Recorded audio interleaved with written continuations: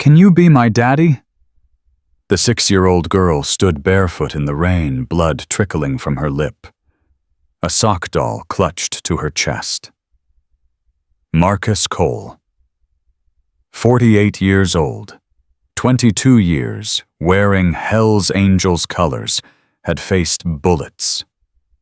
Federal agents' men who wanted him dead. None of it prepared him for this. Please, mister. The bad men are coming. They took my friend Diego. They said little girls like me fetch good prices. Her voice cracked. I'll be good. I won't eat much. Just don't let them take me. 24 hours later, 250 Hell's Angels would ride to war for her. Marcus Cole had seen a lot in 48 years of living. 22 of those years wearing Hell's Angels colors. He'd faced down federal agents who wanted him in prison. He'd stood toe-to-toe with rival clubs who wanted him dead. He'd taken 2 bullets in a bar fight outside Tucson and walked himself to the hospital. Nothing prepared him for this. The little girl couldn't have been more than 6 years old, maybe less. Hard to tell with kids who'd been living rough. Her hair was matted, tangled into knots that probably hurt. Her dress might have been pink once, but now it was gray with dirt and something darker that might have been dried blood. Her feet were bare, the soles black with street grime, and she was shaking so hard he could see it from 3 feet away. But it was her eyes that got him. Those eyes had seen things no child should ever see. They were old eyes in a young face. Eyes that expected rejection, expected pain, expected to be told to get lost. And still she asked, "Can you be my father?" Marcus didn't move, didn't speak. His brain was still trying to process what was happening. The little girl's lower lip trembled. "I'll be good," she said again, her voice barely above a whisper. "I can clean. I cleaned at my foster house. I know how to be quiet. I won't make trouble, I promise." "Kid," Marcus started, but she cut him off. "Please, mister, the bad men are coming. They took Diego. They said they're coming back for me tonight." Her voice cracked. "I don't want to go with them. Please, I'll do anything." Marcus felt something shift in his chest, something he'd buried a long time ago. He crouched down slowly, making himself smaller, less threatening. The girl flinched, but didn't run. "What bad men?" he asked, keeping his voice soft. "Who's coming for you?" "The van men. They have a white van. They take kids."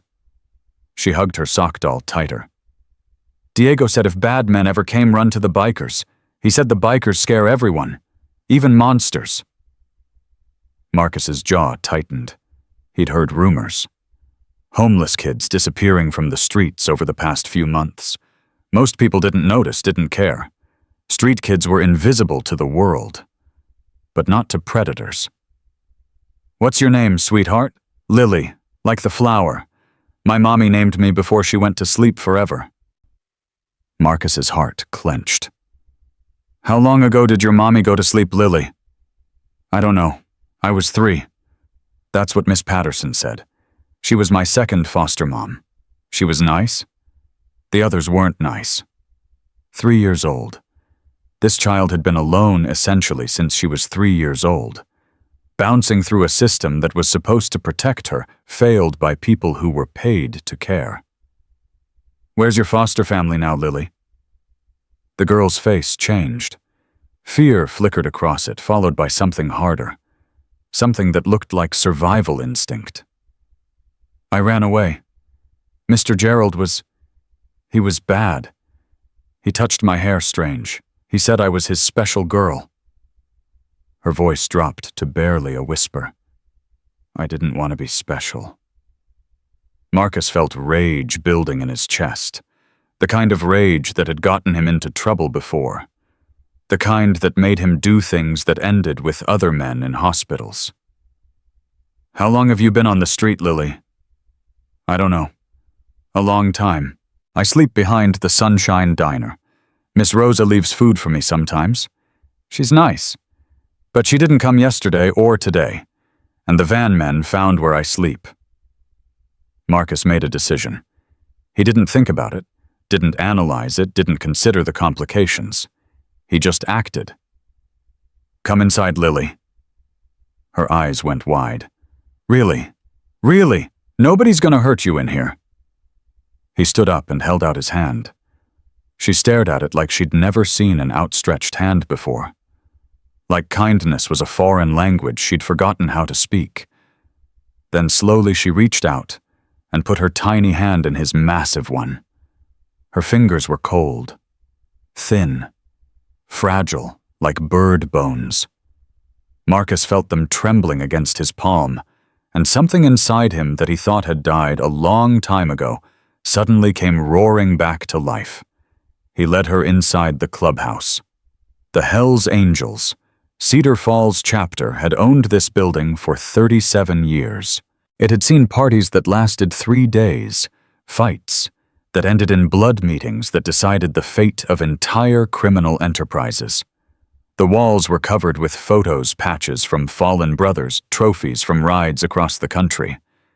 Today, all of that faded into background noise. Iron. What the hell? That was Demon sitting at the bar nursing a beer. His real name was Pete Washburn, but nobody had called him Pete since 1987. He was 6'4", 260 pounds, with a beard that reached his chest and tattoos covering every visible inch of skin. He looked terrifying. Lily pressed against Marcus's leg and whimpered. "Easy, brother," Marcus said. "She's scared enough already." Demon's expression shifted from confusion to concern as he really looked at the child. Saw the bruise, the dirt, the fear. "Jesus Christ," he breathed. "Where'd she come from?" "Found her outside. She's in trouble." "What kind of trouble?" Marcus met Demon's eyes. His voice went flat, cold. "The kind that makes kids disappear." Demon's face changed. His hand curled into a fist on the bar top. "You don't mean—" "Yeah, I do. Son of a bitch." Roadkill came in from the back room. 54 years old, gray-beard grandfather of 6. He stopped dead when he saw Lily. "Marcus, who's this?" "Her name's Lily. She needs help." "She needs a bath and a meal by the look of it." Roadkill crouched down, his knees popping. He smiled gently at the girl. "Hey there, little one. You hungry?" Lily nodded, but didn't speak. "You like grilled cheese?" Another nod. "Demon, get the girl a grilled cheese. And some milk. You got milk back there?" "Yeah, I think so." "Make it chocolate milk." Lily's eyes widened. "Chocolate milk?" Roadkill smiled. "You like chocolate milk?" "I never had it." The 3 bikers exchanged looks. The weight of that simple sentence hit them all. 6 years old, and she'd never had chocolate milk. "Well," Roadkill said, his voice rougher than before, "today you're gonna have some. Okay." Lily nodded. She was still clutching her sock doll, still pressed against Marcus's leg, but some of the tension had left her tiny shoulders. Marcus led her to a booth in the corner. She sat down slowly, like she expected the seat to be yanked away from under her. He slid in across from her. "Lily, I need you to tell me about the van men. Everything you can remember. Are you gonna make them go away? I'm gonna try." She nodded solemnly. Then she started talking. "They started coming around a couple months ago. There were 2 of them at first. They had a white van with no windows in the back. They said they were from the church. They said they wanted to help the homeless kids. They gave out sandwiches and juice boxes." Marcus listened, his expression carefully neutral, even as his stomach turned. But then kids started disappearing. Maria went first. She was 12. She said she was going with the church people to get new clothes. She never came back. Lily's voice trembled. Then Tommy, then Lucy, then Diego. Diego was your friend. He was my best friend. He was 10. He looked out for me. He taught me where to find food, where to sleep, which grown-ups were safe. He said we were like family because we didn't have real families. What happened to Diego? Lily's face crumpled. 3 nights ago, the van men came, but this time there were more of them. 4. Diego tried to run, but they caught him. I was hiding behind the dumpster. Diego didn't tell them about me. He let them take him so they wouldn't find me. She was crying now, silent tears streaming down her dirty cheeks. He saved you, Marcus said quietly. And now the bad men took him. And it's my fault. No, Lily, none of this is your fault. But I should have helped him. I should have done something. You're 6 years old. What could you have done? I don't know. Something? Anything. She wiped her nose with the back of her hand. Now they know I exist. They saw me yesterday, 2 of them. They chased me, but I squeezed through a fence they couldn't fit through. One of them yelled that they'd be back. He said... She stopped, her whole body shaking. What did he say, Lily? Her voice dropped to a whisper. He said little girls like me fetch good prices. Marcus's blood went cold, then hot, then cold again. Demon arrived with the grilled cheese and chocolate milk. He set them down gently in front of Lily. There you go, sweetheart. You eat up. Lily stared at the food like it might be a trap. It's okay, Marcus said. It's yours. You can eat it. She reached out hesitantly, picked up the sandwich, and took a tiny bite. Then another. Then she was eating like she hadn't seen food in days, which Marcus realized she probably hadn't. He waited until she'd finished half the sandwich and drunk most of the milk. Then he leaned forward. Lily, I need to make some phone calls. I need to talk to my friends about how we can help you. Will you be okay here with Roadkill and Demon for a few minutes? She looked panicked. You're leaving. Just to the other room. I'll be right through that door. I won't be gone long. I promise. Promise. I promise. She looked at him for a long moment. Then she nodded. Okay.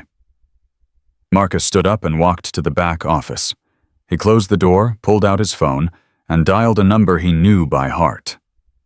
It rang twice before a gravelly voice answered. Yeah. Grizzly, it's Iron. We got a situation. What kind of situation? There's a little girl here, 6 years old, homeless. Someone's been snatching kids off the street, human trafficking from the sound of it. They're coming for her tonight. Silence on the line. Marcus could hear Grizzly breathing, processing. You're sure about this? The kid's got bruises, hasn't eaten in days, and she just described a trafficking operation that matches the missing kids reports we've been hearing about. Yeah, I'm sure. Where'd she come from? She showed up at the clubhouse, asked me to be her father. She what? She asked me to be her father, Grizz. She said she'd be good, she wouldn't eat much, she'd clean and be quiet. She's 6 years old and she's trying to negotiate her survival like she's closing a business deal. More silence. Then, what do you want to do about it?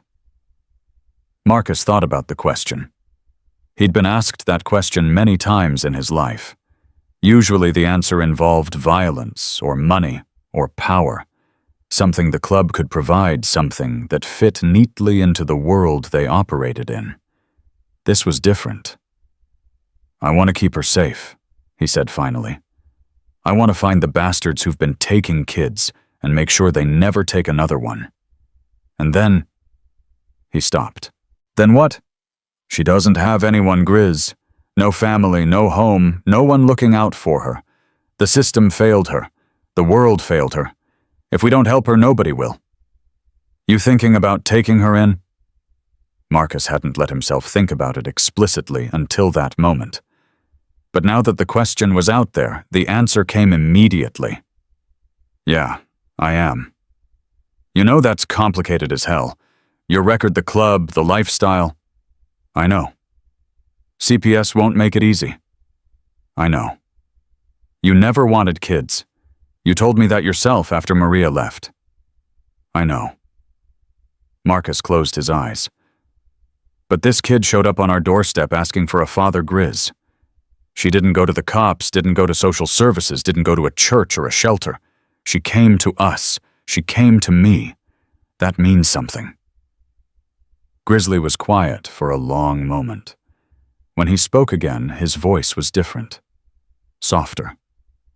I'm calling a church meeting. 1 hour. Every brother who can make it. We need to hear this from the girl herself and figure out our next move. Thanks, Grizz. And Marcus, don't let that kid out of your sight. I won't. He hung up and stood there for a moment, staring at the phone in his hand. Then he walked back out to the main room. Lily had finished her sandwich and milk. She was sitting perfectly still in the booth, her sock doll on the table in front of her, watching the door with terrified eyes. When she saw Marcus, her whole face changed. Relief flooded her features. You came back. I told you I would. People say that. They don't always mean it. Marcus slid into the booth across from her. I mean it. When I say something, I mean it. You understand? She nodded slowly. Good. Now I called my friends. They're going to come here, and we're going to figure out how to help you. How to find the bad men and stop them. How to find Diego and the other kids they took. You can do that. We're going to try. What if they're too strong? Marcus smiled. It wasn't a nice smile. Lily, do you know what the Hell's Angels are? Diego said you're the scariest people in town. He said even the police are scared of you sometimes. He wasn't wrong. We've been around for a long time. We've dealt with a lot of bad people. The men who took Diego, the men who are coming for you, they think they're scary. They think they're powerful. They think nobody can touch them. He leaned forward. They've never met us. Lily looked at him with those old, knowing eyes. You really think you can stop them? I know we can. How? Because we're not just one person, Lily. We're a family, a brotherhood. When one of us fights, we all fight. When one of us is threatened, we all respond. And when someone hurts a child in our territory, his voice went flat. They answer to every single one of us. Lily was quiet for a moment. Then she asked, Am I in your territory? You are now. Something shifted in her face. A tiny crack in the armor she'd built around herself. You mean it? I mean it. She picked up her sock doll and held it close. Her name is Hope, she said quietly. My mommy made her for me. She's all I have left of her. She's beautiful. She's falling apart. I've had to fix her lots of times. That's what you do with the things you love. You fix them when they break. Lily looked up at him. Can broken people be fixed too? The question hit Marcus like a punch to the gut.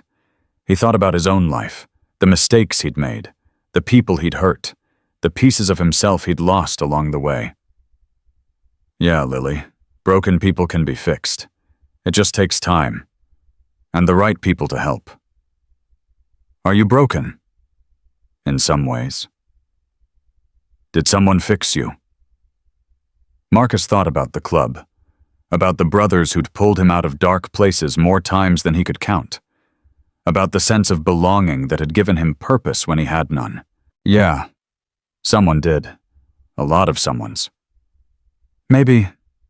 She hesitated, looking down at her doll. Maybe we could fix each other. Marcus felt that thing in his chest shift again. That thing he'd thought was dead. It wasn't dead. It was just waiting. Waiting for something worth coming back for. Yeah, Lily. Maybe we could. The front door burst open. Both of them jumped Lily, letting out a small scream. But it was just Torch, another brother looking frantic. Iron Grizzly just called me. He said there's a kid that something's going down. What the hell is... He stopped when he saw Lily. His face went through the same transformation Marcus had seen on every brother so far.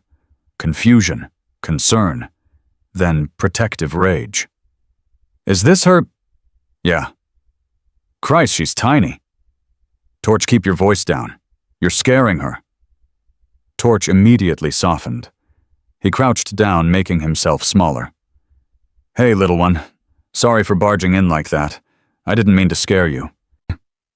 Lily was pressed against Marcus's side, trembling, but she looked at Torch and said in a tiny voice, It's okay. I get scared a lot. Torch's face crumpled. He looked at Marcus with an expression that said everything. Over the next hour they arrived. One by one, then in groups. The roar of motorcycles becoming a constant presence outside. Brothers Marcus had known for decades men who'd stood beside him through everything filling the clubhouse with leather and chrome and barely contained fury. Because word had spread. The child. The trafficking ring. The threat. And every single one of them wanted blood. Grizzly arrived last. He was 58 years old, a Vietnam veteran with a gray beard and eyes that had seen too much. He'd been president of the Cedar Falls chapter for 15 years. His word was law. He walked straight to the booth where Marcus sat with Lily. The little girl pressed closer to Marcus's side, intimidated by the huge man looming over her. Grizzly crouched down slowly. His knees cracked, and he grimaced slightly, but he didn't stop until he was at her eye level. So you're Lily, he said. She nodded, not trusting her voice. I'm Grizzly. I know I look scary, but I promise I'm not. I have grandchildren just a little older than you. Their names are Emma and Jake. They call me Gramps. Lily's death grip on Marcus's arm loosened slightly. You're a grandpa. I am. And one thing grandpas are really good at is protecting their family. I don't have a family. You do now. Lily looked at Marcus, then back at Grizzly. Really? Really? You see all these men? Grizzly gestured at the crowded clubhouse. Every single one of them is here because of you, because they heard a little girl was in trouble and they wanted to help. That's what family does. Lily's lower lip trembled. But you don't even know me. Doesn't matter. You asked for help. You asked for protection. You came to us when you had nowhere else to go. That makes you ours now, and we take care of what's ours. 47 men stood in that clubhouse. 47 hardened bikers with criminal records and violent pasts, and enough collective muscle to start a small war. And every single one of them was dead silent, watching this old man make a promise to a 6-year-old girl. Marcus felt Lily's hand find his under the table. Her tiny fingers wrapped around his, holding on, like he was the only solid thing in a world that kept falling apart. He squeezed gently. I'm here. I'm not going anywhere. Grizzly stood up and turned to face the room. His voice carried without him needing to raise it. Church meeting. Now. Everyone. Iron, you stay here with the girl. Grizz, I should be in there. No, she needs you more. Roadkill Demon, stay as well. Everyone else chapel. Now. The brothers filed toward the back room. Marcus caught snippets of conversation as they passed. Can't believe someone would find those bastards and... Little thing, how could anyone? The door closed behind them, and the clubhouse fell quiet. Marcus looked down at Lily. She was still holding his hand, still clutching Hope the sock doll, still watching the world with those ancient, wounded eyes. What are they going to talk about? She asked. How to help you? How to find Diego and the other kids? How to stop the bad men? Can they really do it? Lily, those men in that room have done things most people can't imagine. They've survived things most people couldn't survive. They're not perfect. They've made mistakes. But when it comes to protecting people they care about, there's nothing they won't do. And they care about me. They just met me. Sometimes that's all it takes. Sometimes you meet someone and you just know they're supposed to be in your life. Lily was quiet for a moment. Then she said, "That's how I felt when I saw you." Marcus's throat tightened. Yeah, I was so scared to come here. Diego always said bikers were scary but good. I didn't know if he was right. But then I saw you standing at the door, and something inside me said, "That one. Ask that one." So I did. I'm glad you did. Me too. She paused. Marcus, can I ask you something? Anything. When this is all over, when you stop the bad men and find Diego, will you still want me around? It was such a simple question. Such a devastating question. Because it revealed everything about this child's life. The constant abandonment, the temporary connections that never lasted, the fear that every good thing would eventually disappear. Marcus turned to face her fully. He took both her small hands in his. Lily, listen to me. I'm not going anywhere. Not after this is over, not ever. I know you have no reason to believe me. I know everyone in your life has let you down. But I'm making you a promise right now, and I don't break my promises. You understand? She searched his face, looking for the lie, looking for the catch. You mean it? I mean it. Even if I'm scared sometimes, even if I have nightmares, even if I'm too much trouble. Even then, especially then. Why? Why? The hardest question. The most honest one. Marcus thought about it. Really thought. Why would he, a 48-year-old biker with a criminal record and no experience with children, want to take in a traumatized 6-year-old? Because when I was 23 years old, he said slowly, I was alone too. Different circumstances, but the same feeling. Like nobody in the world gave a damn whether I lived or died. And then someone gave a damn. Someone reached out and said, "You're one of us now." It saved my life, Lily. It gave me a family when I had none. And I've spent the last 25 years trying to be worthy of that. He squeezed her hands. Now it's my turn. To reach out.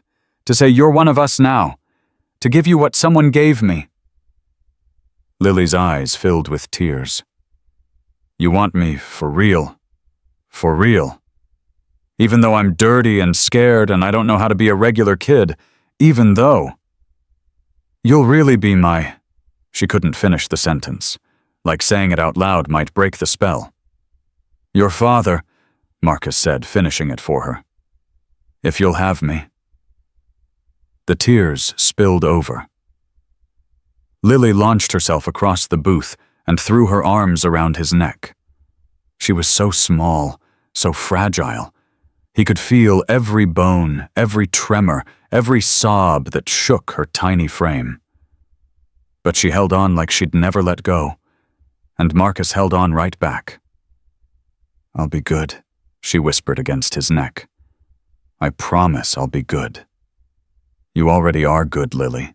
You're the bravest person I've ever met. I'm not brave. I'm scared all the time. That's what brave means. Being scared but doing the hard thing anyway. Coming here asking for help that took guts. More guts than most adults have. She pulled back, wiping her eyes with the back of her hand. Diego was brave too. He let them take him so they wouldn't find me. We're going to find Diego. I promise. You promise a lot of things. And I keep all of them. The chapel door opened. Grizzly emerged, his face set in hard lines. Behind him, Marcus could see the brothers still seated, their expressions grim. Iron, we need to talk. What's the plan? Grizzly glanced at Lily. Not here. Let the girl rest. Roadkill, take her to the back room. Let her sleep on the couch. Marcus felt Lily tense against him. It's okay, he said softly. I'll be right in the next room. Roadkill will stay with you. He's got 6 grandkids. He's the safest person here for you. You promise you'll come back? I promise. Roadkill approached with a gentle smile. Come on, little one. Let's get you somewhere comfortable. You like cartoons. We got a TV back there. Might have some old Disney movies. Lily looked at Marcus one more time. He nodded. She slid off the booth and took Roadkill's offered hand, letting him lead her to the back. At the doorway, she turned. Marcus, thank you for not telling me to go away. Then she disappeared into the back room. Marcus stood there for a moment, watching the empty doorway. Then he turned to Grizzly. What did you find out? Grizzly's expression darkened. More than we wanted to know. We got brothers making calls, pulling in favors, digging into everything that little girl told us, and Iron. He paused, shaking his head. It's worse than we thought. Much worse. How much worse? There's 8 kids being held in a warehouse south of town. Sale happening in 72 hours. And the man running this operation, he's got connections. A dirty cop feeding him information, a judge in his pocket ties that go higher than anyone suspected. Who is he? Goes by the Collector. Real name's Victor Marsh, former CPS supervisor. Marcus felt ice spread through his veins. CPS. The system that was supposed to protect these kids. Exactly.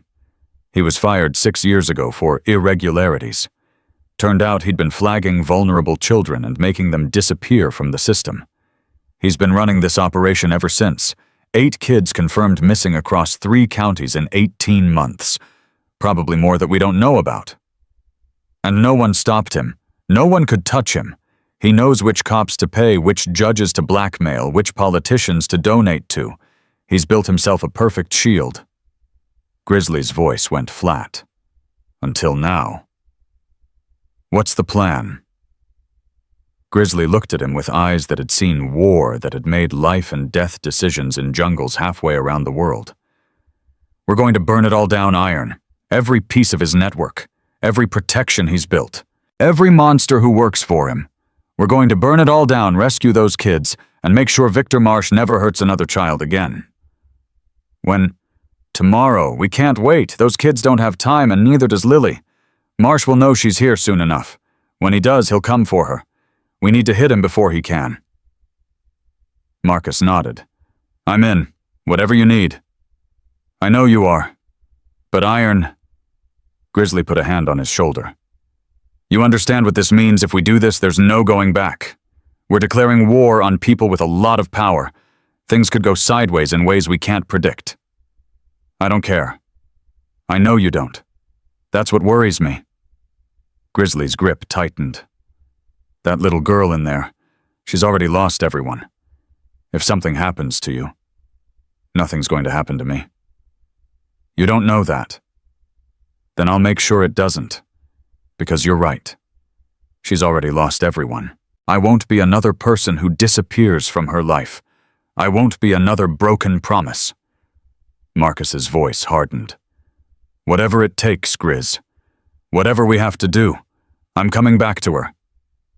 Grizzly studied him for a long moment. Then he nodded slowly. I believe you. And God help anyone who tries to stop you. The chapel door opened, and brothers started filing out. Their faces were grim, determined, ready for war. But one of them, Torch, stopped beside Marcus. Hey, Iron, that kid in there, she's special. You can see it in her eyes. I know. She asked you to be her father. Yeah. You gonna do it? Marcus looked toward the back room. He couldn't see Lily, but he could feel her presence. Feel the connection that had formed in just a few hours. Feel the responsibility settling onto his shoulders like a weight he'd been waiting his whole life to carry. Yeah, he said. I am. Torch clapped him on the shoulder. Then tomorrow when we ride, we're not just fighting for those kids in the warehouse. We're fighting for her. For your daughter. And brother. He grinned, and it was fierce, protective, almost savage. Nobody messes with a Hell's Angels kid. Marcus looked around the room, at the brothers preparing for battle, at the weapons being checked, the plans being made, the fury building like a storm about to break. Tomorrow, 250 Hell's Angels would ride. Tomorrow they would face an enemy who had terrorized the invisible, preyed on the forgotten, built an empire on the suffering of children.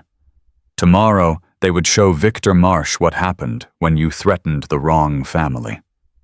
But tonight, there was a 6-year-old girl in the back room who needed to know she wasn't alone, who needed to feel safe, maybe for the first time in her life. Marcus walked toward the back room. He had a daughter to check on.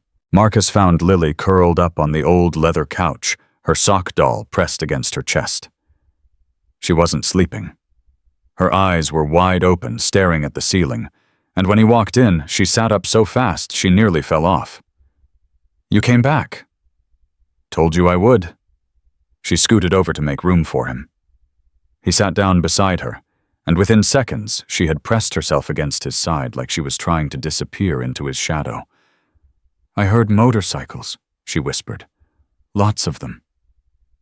"That's our brothers arriving. More of them." "How many?" "Enough." She was quiet for a moment. Then, "Are they angry?" "Not at you, never at you." "But they're angry." Marcus thought about how to explain it. The cold fury he'd seen in the chapel. The way grown men had gone pale with rage when they heard what was happening to children in their town. "Yeah, Lily, they're angry. When good people find out that bad things are happening to kids, they get angry. It means they care." Diego said anger was dangerous. He said angry people do stupid things. Sometimes that's true, but sometimes anger is what makes you brave enough to fight. The trick is controlling it, using it, not letting it use you. Lily considered this. "Are you angry?" "Very." "But you're not being stupid." Marcus almost smiled.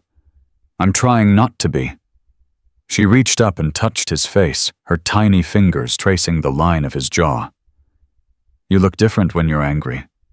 Your eyes get darker." "Is that scary?" "No." She shook her head. "It makes me feel safe. Because your angry eyes aren't looking at me. They're looking at the bad people, like you're protecting me even when you're not trying." Something cracked in Marcus's chest. This child, this tiny, broken, brilliant child who saw things no one her age should understand. "I will always protect you, Lily. Always." "Promise, promise." She leaned her head against his arm. "I'm tired, but I can't sleep. Every time I close my eyes, I see the van. I see Diego's face when they grabbed him. I hear him yelling at me to run." "You don't have to sleep. You can just rest." "Will you stay?" "I'm not going anywhere." They sat there in silence for a while.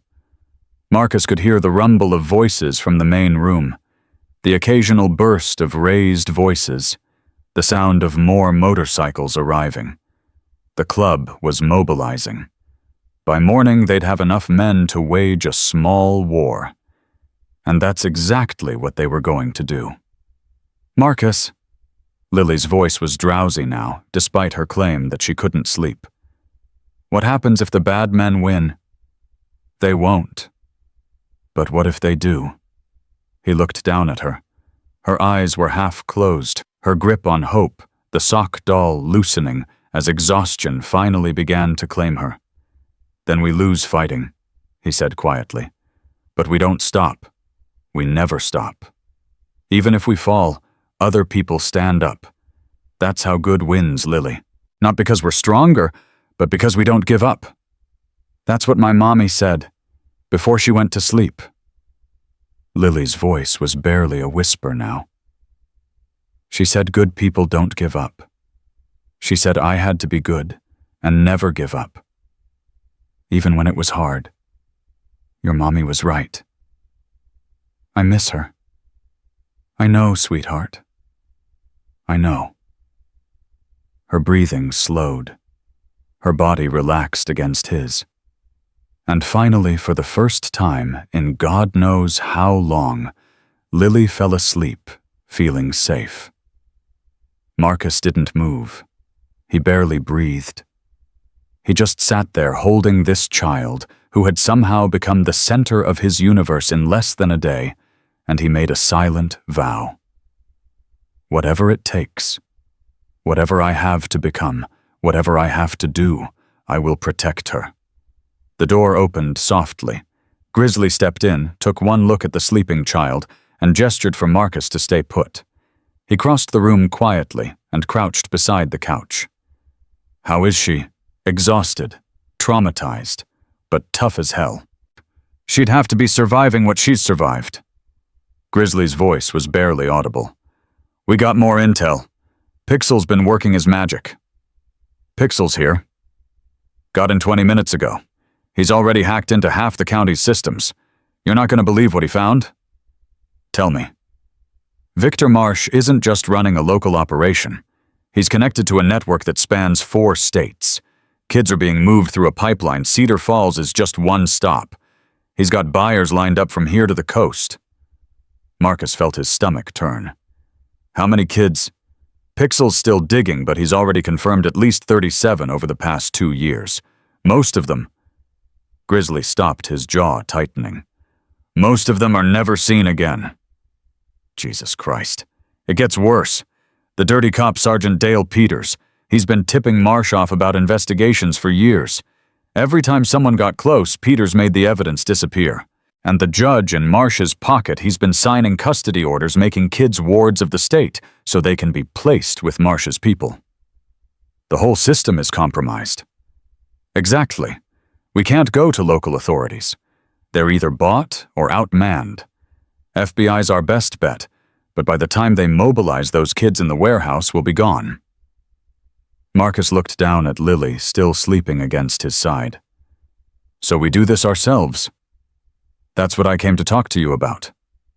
Grizzly pulled a chair closer and sat down heavily. We've got a plan. Pixels mapped the warehouse, identified entry points, estimated guard numbers. We're looking at maybe 15 armed men protecting the place. And we have, by morning, 250 brothers. I called in markers from every chapter in a 3-state radius. They're riding through the night. Cedar Falls hasn't seen this many Hells Angels since the 90s. What's the timeline? We hit them at dawn, before they expect it, before they can move the kids. 3 teams. Main force creates a distraction, draws out the guards. Extraction team goes in the back, gets the kids out. 3rd team blocks all exits, catches anyone trying to run. What about Marsh? He'll be there. Pixel intercepted communications. Marsh is personally overseeing this sale. He wants to make sure nothing goes wrong. Grizzly's smile was cold. Something's about to go very wrong. And the dirty cop Peters. Demons tracking him. We can't let him tip off Marsh. Marcus nodded slowly. What do you need from me? I need you leading the extraction team. You've got special forces training. You know how to get in and out of hostile situations. And frankly, Grizzly glanced at Lily, you've got more reason than anyone to make sure those kids come out safe. What about Lily? I can't leave her here alone. Roadkill's wife is coming. Betty, you remember her. The one who fed half the homeless population last winter. That's her. She'll stay here with Lily. Keep her safe while we handle business. Marcus thought about it. He didn't like leaving Lily even with someone as trustworthy as Betty. But those other kids, Diego, and 7 others, they were in that warehouse right now. Scared. Alone. Waiting to be sold like cattle. Okay, I'm in. There's one more thing. Grizzly's expression grew serious. This operation, if it goes sideways, there's gonna be consequences. Legal ones. We're not exactly operating within the law here. I know. I need you to understand what you're risking, not just your freedom, your chance at adopting Lily, at giving her a real home. If you end up in prison, then at least she'll know someone fought for her. Someone stood up when everyone else looked away. Marcus's jaw set. I spent 20 years taking risks for money, for power, for club business. This is the first time I'm risking something for a reason that actually matters. Grizzly studied him for a long moment. Then he nodded. That's what I thought you'd say. That's why I wanted you leading the extraction. When do we brief the teams? 4 a.m. That gives everyone a few hours to rest. You should sleep too if you can. I'll stay with her. She wakes up alone, she'll panic. Understood. Grizzly stood his knees, popping. Marcus, what you're doing taking in this child. It's the most important thing any of us will ever do. You know that, right? I'm starting to. Good, get some rest. Tomorrow's gonna be hell. Grizzly left, closing the door softly behind him. Marcus leaned his head back against the couch. He should sleep. He knew that. The operation tomorrow would require every bit of focus and energy he had. But his mind wouldn't stop. He kept thinking about the 37 kids Pixel had found. 37 children who had vanished into Marsh's network. 37 families destroyed. 37 lives that might have been saved if someone had paid attention sooner. And he kept thinking about Lily. About the courage it had taken for her to walk up to that clubhouse. About the desperation that had driven her to ask a stranger to be her father. She shifted in her sleep, murmuring something he couldn't make out. Her hand found his and held on tight, even unconscious. Marcus closed his eyes. Whatever it takes. He must have slept because the next thing he knew, someone was shaking his shoulder. Iron, it's time. He blinked awake. Torch was standing over him, his face grim. What time is it? 3:45. Briefing starts in 15 minutes. Marcus looked down. Lily was still asleep, still holding his hand. He gently extracted himself, careful not to wake her. Betty here. Just arrived. She's in the main room. Give me a minute. Torch nodded and left. Marcus crouched beside the couch. He brushed a strand of hair from Lily's face, his touch feather light. I have to go, he whispered, though she couldn't hear him. But I'll be back, I promise. I promise Lily.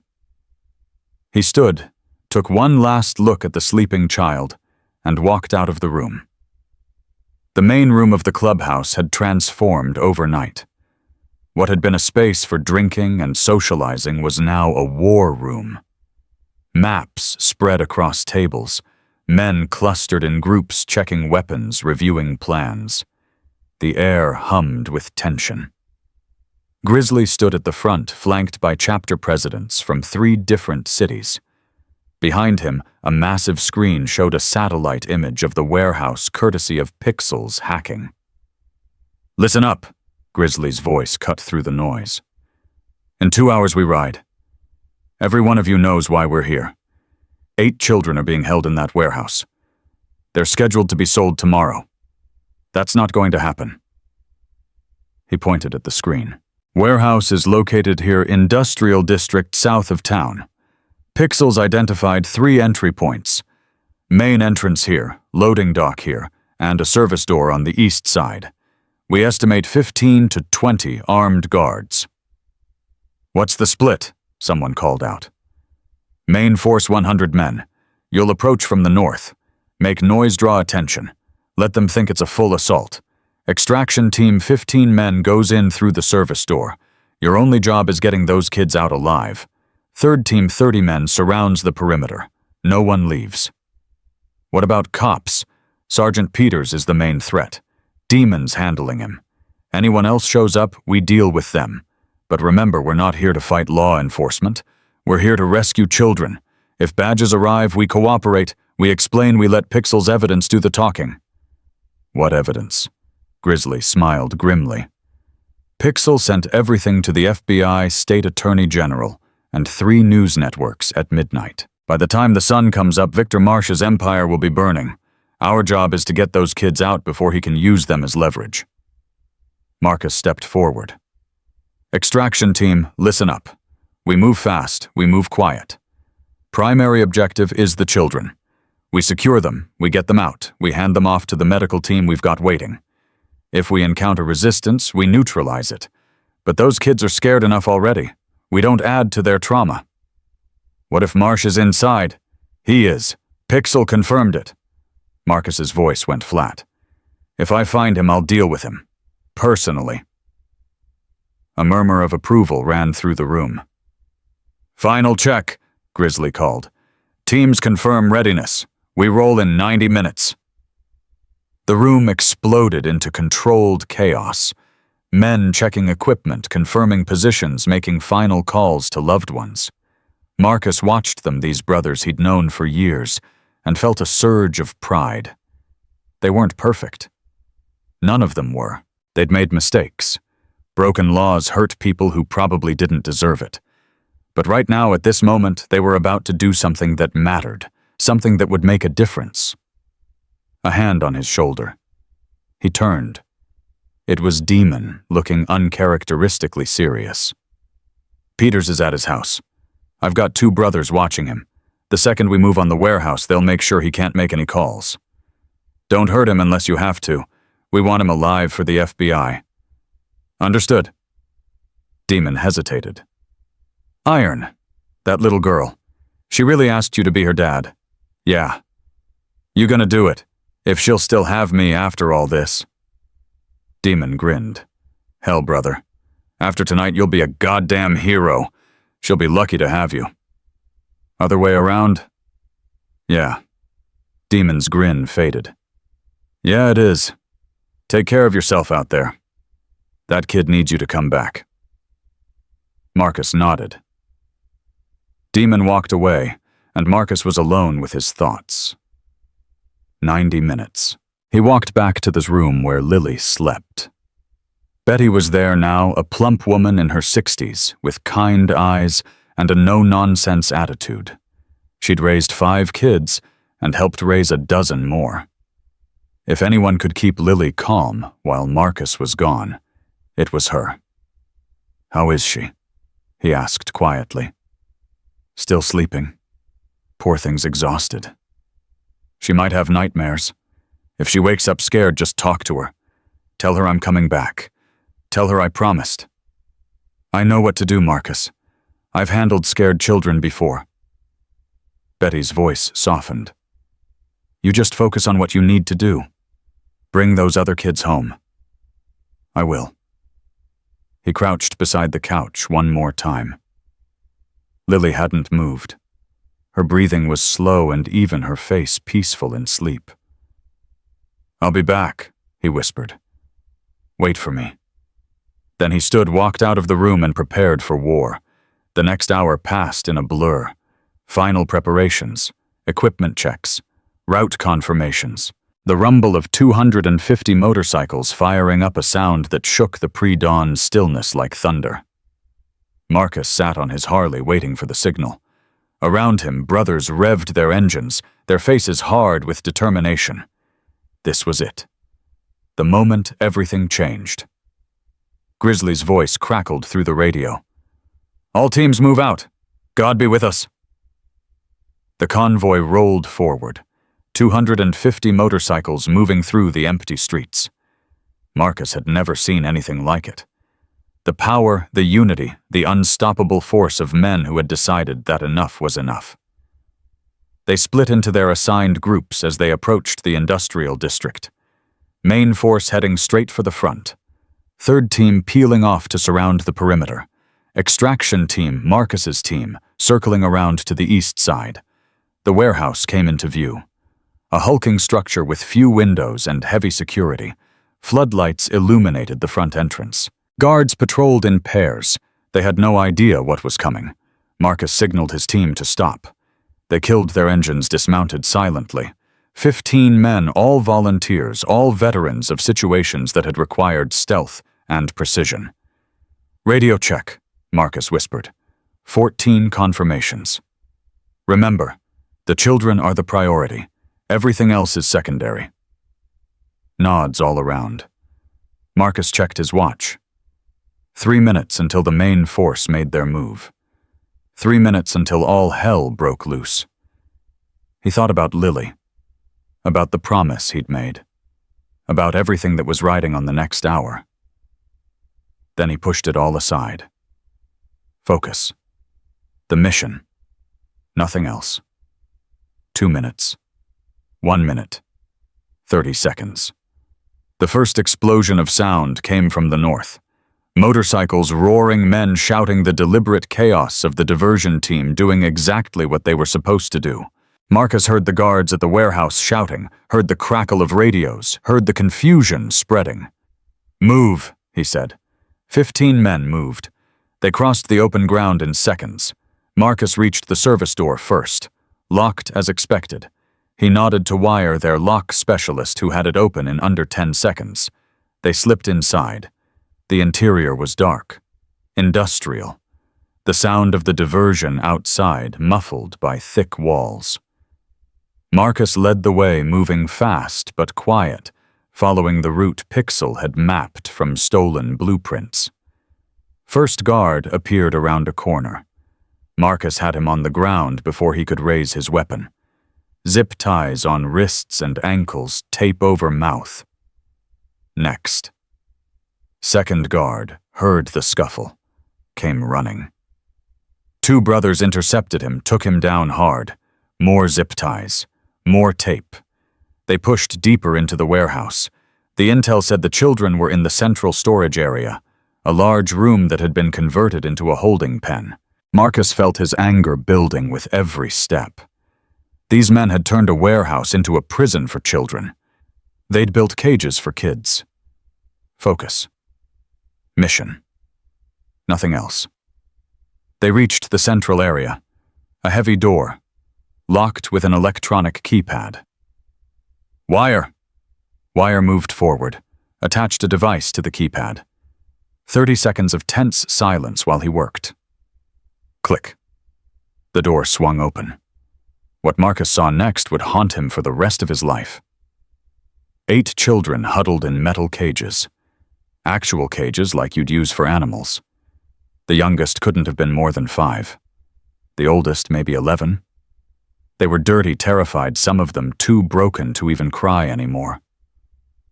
One of them, a boy with dark hair and hollow eyes, looked up when the door opened. "Diego," Marcus whispered. The boy's eyes went wide. You're the bikers. Lily said she found you. She found us. She's safe. And now we're getting you out." For the first time in God knows how long, Diego started to cry. Marcus's team moved fast. Bolt cutters on the cage locks. Brothers scooping up children too weak to walk. Soft voices promising safety, promising it was over, promising everything would be okay. "Let's move. Back the way we came." They were halfway to the exit when the lights came on. "Going somewhere." Victor Marsh stood at the far end of the corridor. Behind him, 6 armed men. In his hand, a pistol. Marcus stepped forward, positioning himself between Marsh and the children. His brothers formed a protective line behind him. "Victor Marsh, I've been wanting to meet you." "Hell's Angels," Marsh's voice dripped with contempt. "Playing hero? How quaint. You think you can just waltz in here and take what's mine? These children aren't yours. They never were. They're inventory. Product.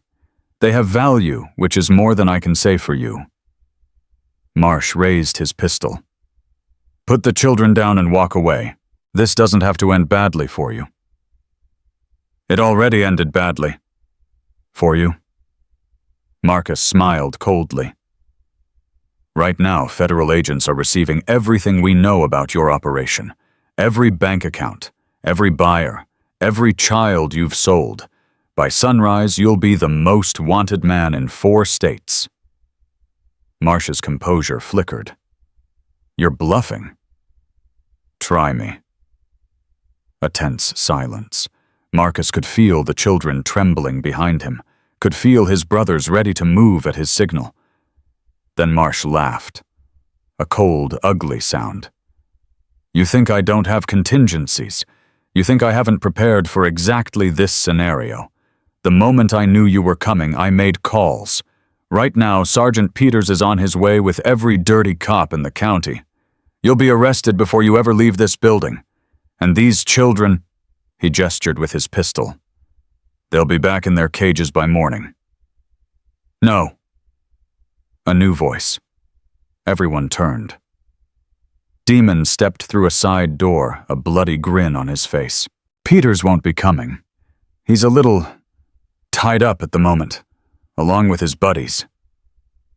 Marsh's face went pale. That's impossible. Impossible is a strong word. Demon shrugged. We prefer thorough. The sound of helicopters overhead, the distant wail of sirens, getting closer. FBI, Marcus said. They move faster than you thought. Turns out when you send evidence of child trafficking to the right people, they take it seriously. Marsh's men exchanged nervous glances. One of them lowered his weapon. You're finished, Marsh. All of you. Marcus stepped forward. Put down your guns. Let us walk out of here with these children. Maybe the FBI will take that into account when they're deciding how long you rot in prison. For a long moment, nobody moved. Then one of Marsh's men dropped his weapon. Then another. Then all of them. All except Marsh himself. No. His voice was shaking now. Desperate. No, this isn't how it ends. I've worked too hard. Built too much. I won't let some biker trash destroy everything I've... He raised his pistol aimed at Marcus. Marcus didn't flinch. The shot rang out. But it wasn't Marsh who fired. Grizzly stood in the doorway behind Marsh, smoke still rising from his weapon. Marsh crumpled to the ground, clutching his shoulder, screaming in pain. That's for the children, you piece of garbage. Grizzly's voice was ice. Be grateful I aimed for your shoulder. FBI agents flooded the building. Chaos erupted, shouting handcuffs, children being carried to safety. Marcus stood in the middle of it all, watching Marsh being dragged away, watching justice finally being served.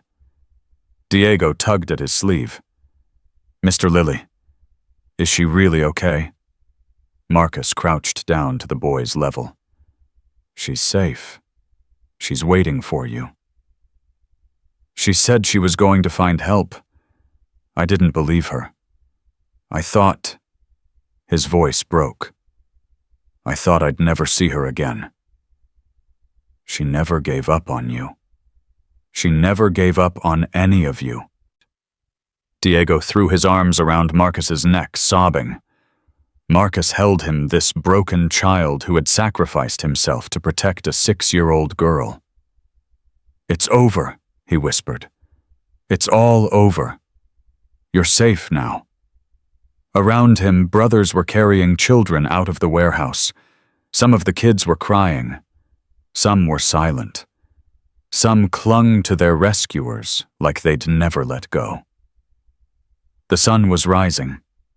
The nightmare was ending. And somewhere across town, a little girl was waiting for him to come home. Marcus stood still, holding Diego's hand.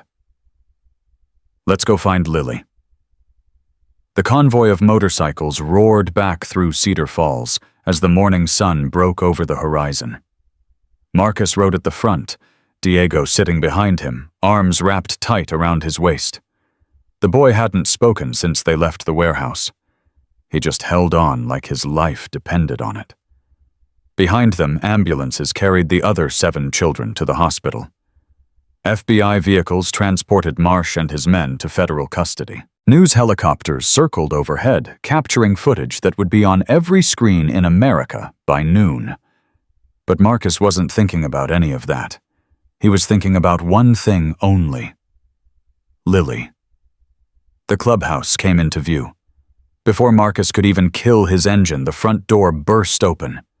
Betty stood there, her face pale with worry. Marcus, thank God. She's been asking for you every 5 minutes. He was off the bike in seconds. Where is she? Back room. She woke up an hour ago and wouldn't stop crying until I promised you were coming back. Marcus ran. He threw open the door to the back room, and there she was. Lily sitting on the couch, clutching Hope so hard her knuckles were white. Her face was streaked with tears, her eyes red and swollen. The moment she saw him, everything changed. Marcus! She launched herself off the couch and ran. He dropped to his knees just in time to catch her. She slammed into his chest so hard it nearly knocked him backward, her tiny arms wrapping around his neck with surprising strength. You came back. You came back. You promised, and you came back. I told you I would. His voice was rough. I always keep my promises. She was sobbing now, her whole body shaking. I was so scared. Betty said you went to fight the bad men. I thought maybe you wouldn't. Hey, look at me.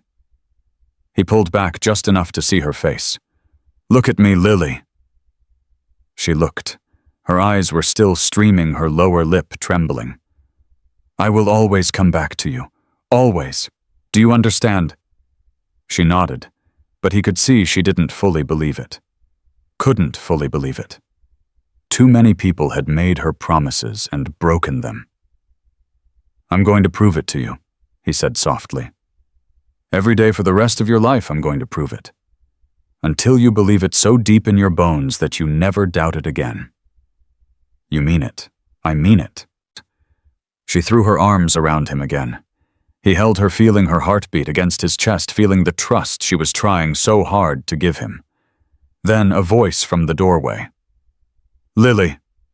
Marcus turned. Diego stood there, looking uncertain, looking like he wasn't sure he was allowed to interrupt. Lily's head snapped up.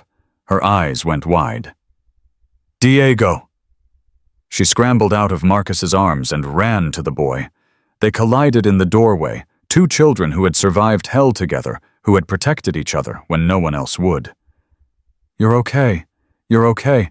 I thought they took you forever. Lily was crying again. I went to the bikers like you said. I asked them to help. I asked them to find you. Diego held her tight, his own eyes wet. You did it, Lily. You actually did it. I didn't believe anyone would listen. Marcus listened. He's going to be my daddy. He promised. Diego looked over Lily's head at Marcus. The question in his eyes was clear. Is it true? Marcus nodded. Something in Diego's face crumpled. Not sadness. Relief. The overwhelming relief of knowing that someone he loved would be safe. Good, he whispered. Good. She deserves that. Marcus stood up slowly. What about you, Diego? Where's your family? The boy's expression shuddered. Don't have one. Never did. I've been on the street since I was 7. 4 years? Yeah, 4 years. This 10-year-old had been surviving alone for almost half his life. That ends today, Marcus said. Diego looked at him warily. What do you mean? I mean you saved Lily's life. You let them take you so she could get away. You told her where to find help. You're the reason she's standing here right now. Marcus's voice was firm. You think I'm going to let you go back to the streets after that? You can't. I'm not. Grizzly, Marcus called over his shoulder. The club president appeared in the doorway. Yeah, Diego. He needs a home. Grizzly looked at the boy. Really looked at him. Saw the same thing Marcus had seen in Lily. That mixture of fear and hope. That desperate need to believe things could be different. My wife and I, Grizzly said slowly. We've got a spare room. Our kids are grown. House feels empty sometimes. He crouched down to Diego's level. What do you say, son? You want to come home with us? Diego's mouth opened. Closed. Opened again. You don't even know me. I know enough. I know you're brave. I know you protected a little girl when no one else would. I know you survived 4 years on the street, which means you're tough as nails. Grizzly smiled gently. I know my wife would love you the second she met you. She's got a soft spot for kids who need a chance. But I don't know how to be normal. I don't know how to live in a house. What if I mess everything up? Then we figure it out together. That's what family does. Diego looked at Lily. She nodded eagerly. Do it, Diego. Say yes. Then we can be like real family. You'll be like my brother. Something broke in Diego's face. The wall he'd built around himself, the armor that had kept him alive on the streets, it cracked and shattered. Okay, he whispered. Okay, yes. Lily cheered. She grabbed Diego's hand and started pulling him toward Marcus. See, I told you the bikers were good. I told you they'd help. Marcus watched them, these two broken children who had found each other in the darkness, who had kept each other alive until help finally came. This was why they'd fought. This moment. This chance for something better. Marcus, Grizzly's voice was low. FBI wants to talk to you, and there's something else you need to know. What? Marsh is talking, trying to cut a deal. He's giving up names, locations, everything. That's good, isn't it? It's good for the case. But some of the names he's dropping, they're big. Politicians, business leaders, a state senator. Marcus felt cold spread through his chest. How big? Big enough that some people are going to want this story to disappear. Big enough that you and Lily and everyone involved might become targets. Let them come. It's not that simple. These aren't street thugs, Marcus. They're powerful people with resources. They can make problems for you in ways that bullets can't solve. Custody hearings, background checks, legal complications. What are you saying? I'm saying the fight isn't over. We won the battle, but the war is just beginning. Grizzly's eyes were serious. Are you ready for that? Marcus looked back at Lily and Diego, still holding hands, still talking excitedly about being a family. Yeah, he said. I'm ready. The next few hours were chaos. FBI agents needed statements. Paramedics checked every rescued child. News crews gathered outside the clubhouse, cameras rolling, reporters shouting questions. The story had broken, and it was spreading like wildfire. Marcus kept Lily close through all of it. She refused to let go of his hand, and he didn't want her to. An FBI agent named Sarah Chen approached them. She was in her 40s, professional, but Marcus could see the humanity in her eyes when she looked at Lily. Mr. Cole, I need to speak with you about the child. Her name is Lily. Lily. Agent Chen crouched down to the girl's level. Hi, Lily. I'm Agent Chen. I need to ask you some questions. Is that okay? Lily pressed closer to Marcus. He stays with me. Of course, he can stay. Agent Chen looked up at Marcus. She seems very attached to you. She asked me to be her father. I said yes. I see. You understand that's not a simple process. There are legal procedures, background checks, home studies. I understand. And you have a criminal record. Old charges, nothing violent in over 15 years. Still, it could complicate things. Marcus felt his jaw tighten. So what are you saying? She goes back into the system that failed her, back into foster care, where men like her last foster father can get their hands on her. Agent Chen held up a hand. I'm not saying that. I'm explaining the process. But, she glanced around, lowered her voice. Given the circumstances, given what she's been through and what she witnessed, I'm going to recommend emergency placement. With you. What does that mean? It means she stays with you while the investigation proceeds and the formal adoption process begins. It's temporary, legally speaking, but it keeps her safe and gives you time to navigate the system properly. Relief flooded through Marcus. Thank you. Don't thank me yet. There are people who won't want this story to have a happy ending. Victor Marsh isn't the only monster involved. Some of the names he's giving us. She shook her head. Be careful, Mr. Cole. Watch your back. And watch hers. I will. Agent Chen stood. We'll need Lily's testimony eventually. She's a key witness. Can she handle that? Marcus looked down at Lily. Her face was pale but determined.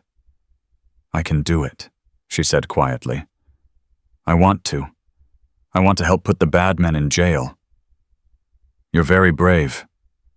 Marcus says brave means being scared and doing the hard thing anyway. Agent Chen smiled. He's right. She walked away.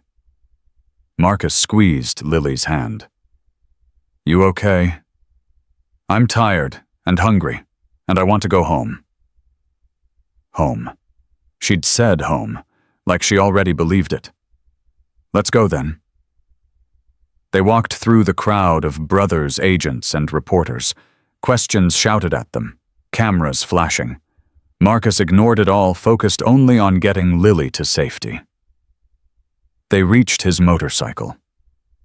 Lily looked at it uncertainly. You want to ride with me?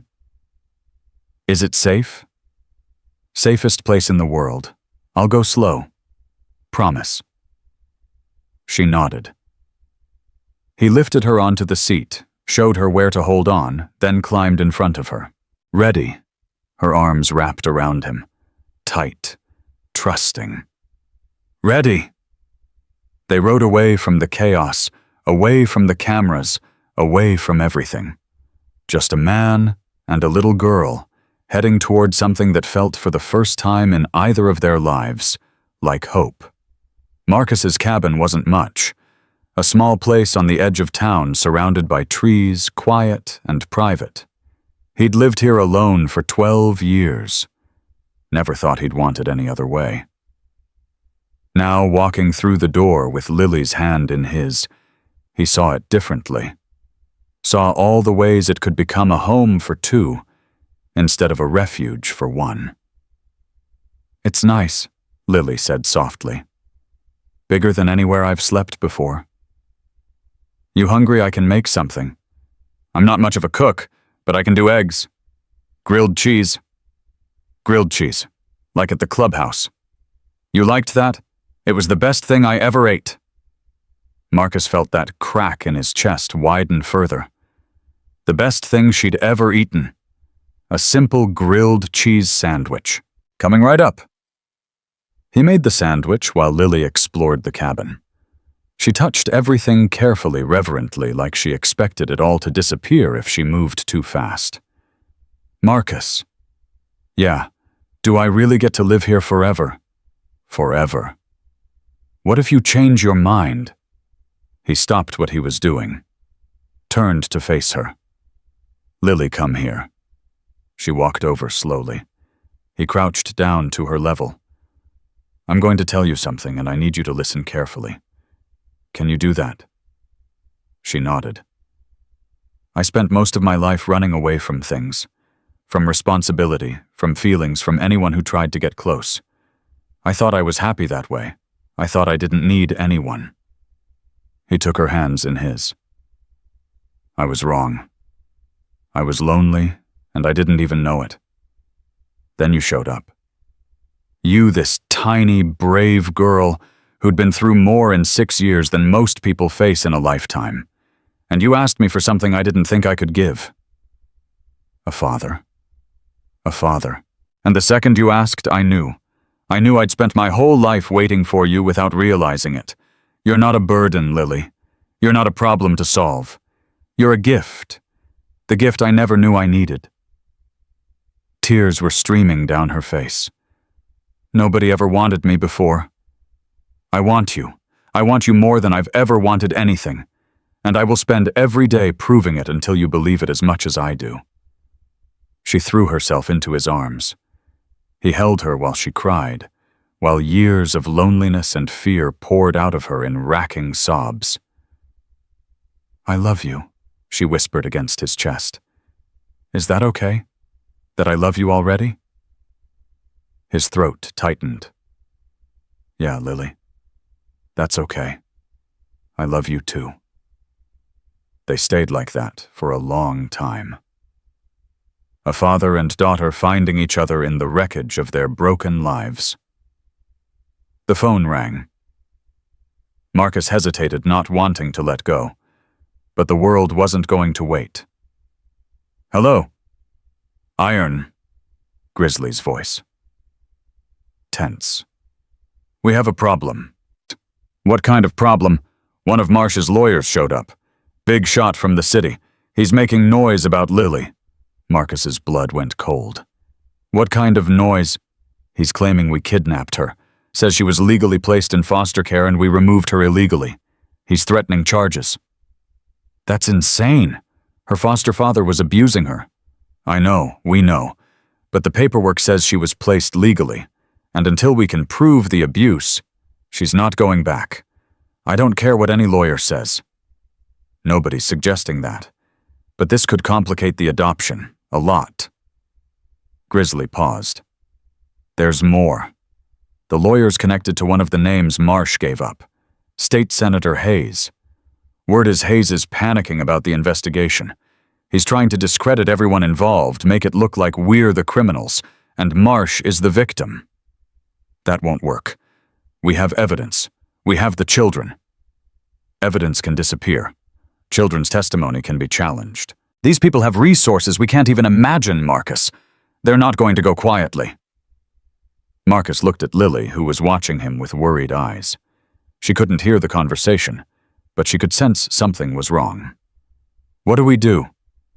"Pixel's working on it. He's digging into Hayes, into the lawyer, into everyone connected to this network. If there's dirt, he'll find it. In the meantime, keep Lily close. Don't let her out of your sight." "I wasn't planning to." "And Marcus the lawyer asked where she was. I didn't tell him, but he's got resources. He might find out." "Let him come." "That's what I was afraid you'd say." Grizzly sighed. "Just be careful, brother. We didn't save that girl to lose her now." He hung up. Marcus stared at the phone in his hand. "Marcus?" Lily's voice was small. "Is something wrong?" He forced himself to smile. "Nothing we can't handle." "You're lying, I can tell. Your eyes get dark when you're worried. Too smart for her own good. There are some bad people who don't want us to be a family," he said carefully. "They might try to stop us." "The men from the warehouse." "Friends of theirs. Rich, powerful people who don't like that we stopped their operation." "What are they going to do?" "They're going to try to take you away from me." Lily's face went white. No, I won't go. I won't." "You promised, and I'm going to keep that promise. Listen to me." He took her hands again. "I don't care who they are. I don't care how much money they have or how many lawyers they send. You are my daughter now. Mine. And nobody is taking you from me. Nobody. Do you understand?" She nodded, but the fear was still there. "Whatever happens," Marcus said, "we face it together. You and me. That's what family does." "Together," she repeated. "Together." The grilled cheese sat forgotten on the counter. The world outside continued to spin full of threats and complications and powerful people who wanted them to fail. But in that small cabin, a man and a little girl held on to each other and refused to let go. 3 hours later, there was a knock at the door. Marcus tensed. He'd been expecting this, but not so soon. "Lily, go to the bedroom. Stay there until I come get you." "But now!" She ran. He heard the bedroom door close. Marcus walked to the front door, opened it. 2 men in expensive suits stood on his porch. Behind them, a black SUV with tinted windows. "Marcus Cole." The taller one spoke. Slick hair, cold eyes.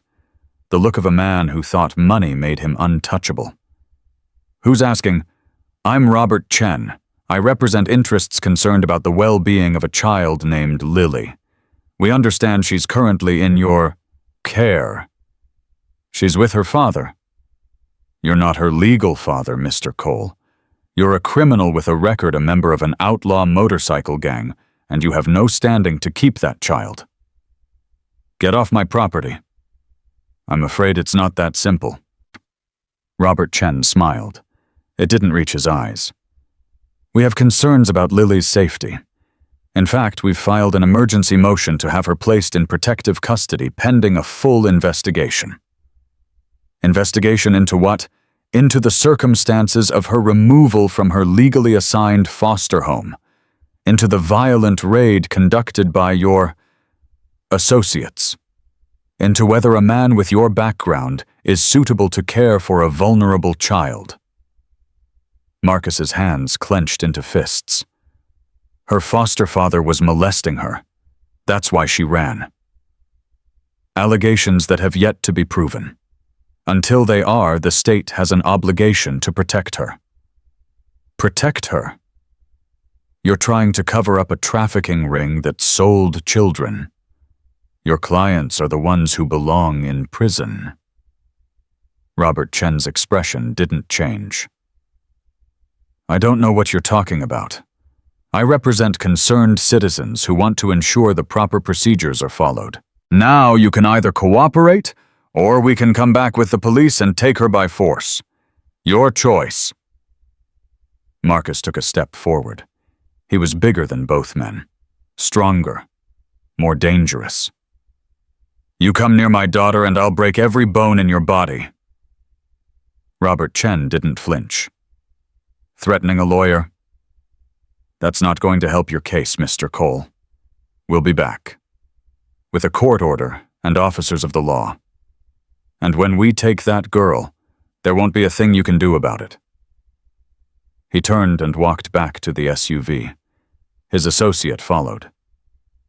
Marcus watched them go, his whole body shaking with rage. They wanted a war fine. He'd give them a war. Marcus stood at the window watching the black SUV disappear down the road. His heart was pounding, his fists still clenched so tight his knuckles had gone white. They were coming for her. The monsters in suits with their legal papers and their connections. They thought they could take his daughter. Over his dead body.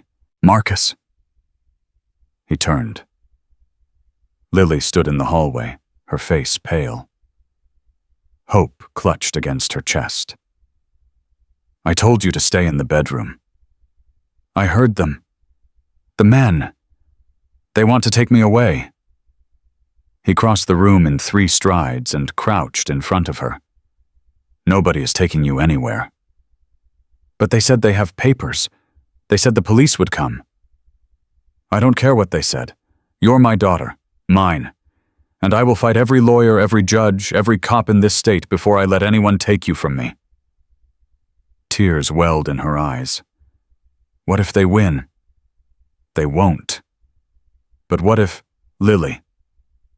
He gripped her shoulders gently. Look at me. I survived 2 bullets in Tucson. I survived federal investigations, rival gangs, 20 years of things that should have killed me. I survived all of that, and you know why. Because I didn't have anything worth fighting for. Not really.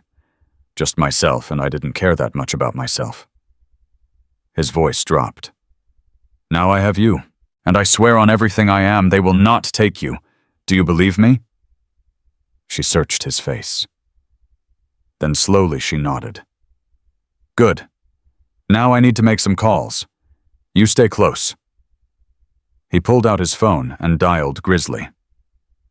They came, Marcus said, before Grizzly could speak. 2 lawyers, one named Robert Chen. They're filing an emergency motion to take Lily. I know. Pixel intercepted the filing 10 minutes ago. It's scheduled for tomorrow morning, 9 a.m. Tomorrow? That's too fast. That's the point. They're trying to move before we can mount a defense. But Marcus, we've got something. Pixel found the connection between Robert Chen and Senator Hayes. Turns out Chen's firm has been handling Hayes' legal matters for years, and Hayes was a major donor to Victor Marsh's charity foundation, the same foundation that was a front for the trafficking operation. So they're all connected. Deep. Hayes is panicking. He knows if this investigation goes further, his career is over. Prison time, probably. He's using every resource he has to shut it down. Including taking Lily. If they can discredit you, discredit the rescue. Make it look like we were the criminals, the whole case falls apart. Lily's testimony becomes unreliable. The other kids' stories get questioned. Marsh walks Hayes, stays protected, and everyone involved goes free. Marcus felt his blood turn to ice. They'd let child traffickers go free just to protect a politician.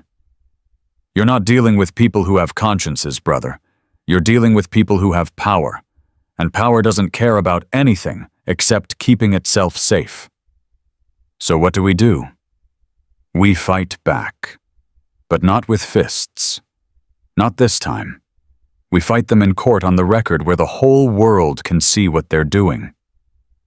I don't have money for lawyers. You don't need money. Agent Chen from the FBI, she's been in touch.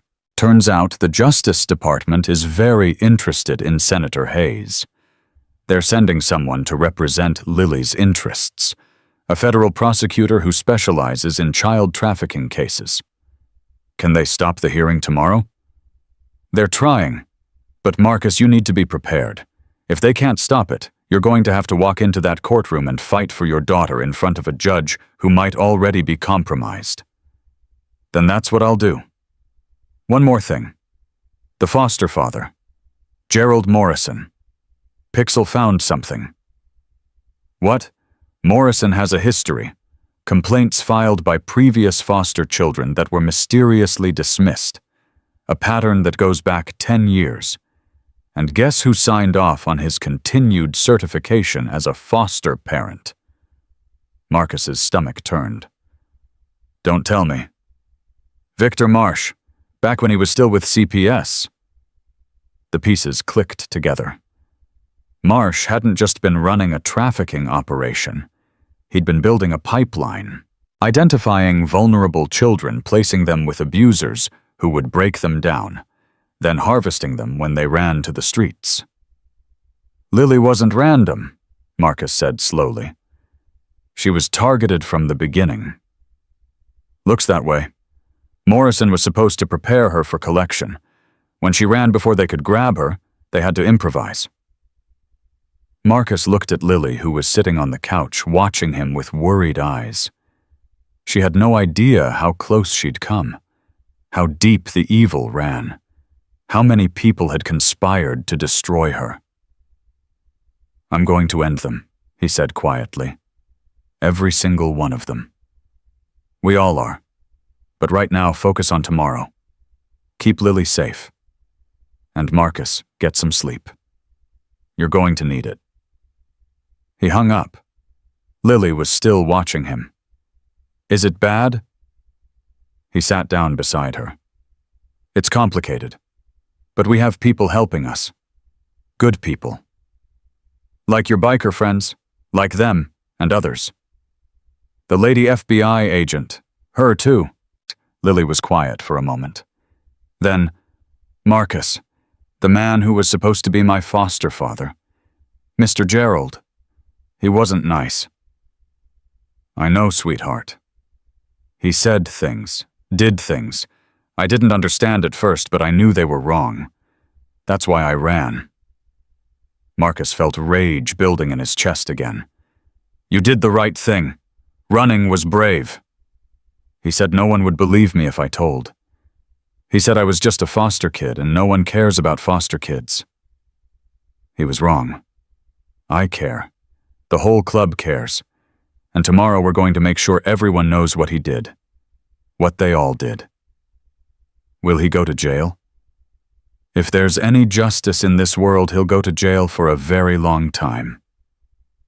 She leaned against him. I'm glad you're my daddy now. His arm went around her automatically, protectively. Me too, Lily. Me too. The night passed slowly. Marcus didn't sleep. He sat in the chair by Lily's bed, watching her breathe, planning for every possible scenario tomorrow might bring. Around midnight, his phone buzzed. A text from Pixel. Found something big. Morrison kept records. Detailed records. Everything he did to every child placed with him. Sick bastard was proud of it. Sending to FBI now. This changes everything. Marcus stared at the message. Evidence. Real evidence. The kind that couldn't be dismissed or explained away. Another text. Also found payments. Morrison received monthly deposits from a shell company linked to Hayes's campaign fund. They were paying him to abuse these kids, to break them, get them ready. Marcus's hands shook. He wanted to find Morrison, find Hayes, find every person involved in this nightmare, and tear them apart with his bare hands. But that wouldn't help Lily. That wouldn't win the fight that actually mattered. He texted back, "Make sure it's all documented. Every cent, every connection. I want these people destroyed." Pixel's response, "Already done. By morning, every news outlet in the country will have this. They wanted a cover-up. They're going to get the opposite." Marcus allowed himself a grim smile. They thought they could fight with money and lawyers and corrupted systems. They forgot that information was the most powerful weapon of all. And now the truth was coming for them. Dawn broke gray and cold. Marcus made breakfast for Lily eggs, toast, orange juice. She ate mechanically, too nervous to taste anything. "What do I have to do today?" she asked. "There's going to be a hearing, in front of a judge. People are going to ask questions about where you want to live, about what happened to you. All you have to do is tell the truth. The whole truth about Mr. Gerald. Only if you're ready. There will be other people there to help explain things. You don't have to carry all of it yourself. Will you be there? Every second. I won't leave your side. Promise. I promise." The doorbell rang. Marcus tensed, but a glance through the window showed Grizzly's truck, not a black SUV. He opened the door. Grizzly stood there, but he wasn't alone. Behind him was a woman Marcus didn't recognize, tall, sharp-eyed, carrying a briefcase with the air of someone who ate lawyers for breakfast. "Marcus, this is Rachel Torres, federal prosecutor. She's been assigned to Lily's case." Rachel stepped forward. Her handshake was firm. "Mr. Cole, I've reviewed everything. The FBI's evidence, Pixel's findings, the testimonies from the other rescued children. I have to tell you, in 15 years of prosecuting trafficking cases, I've never seen a network this extensive or this well protected. Can you stop them? I can do more than stop them. I can destroy them." Her eyes were cold with purpose. Senator Hayes made a mistake when he decided to fight this. He drew attention to himself. Now the Justice Department is looking at everything he's ever touched. By the time we're done, he won't just lose his seat. He'll lose his freedom. "What about Lily? What about the hearing today?" "That's why I'm here early.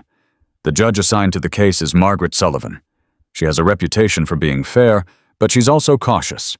She'll want to do things by the book." "Is that good or bad?" "It's good if we have the evidence to back up our claims, which we do. The materials Pixel uncovered are irrefutable. Gerald Morrison's records alone are enough to put him away for life, and the financial connections between Hayes, Morrison, and Marsh create a pattern that any judge will recognize." "So we win." Rachel's expression softened slightly. "In a fair fight, yes. But these people don't fight fair.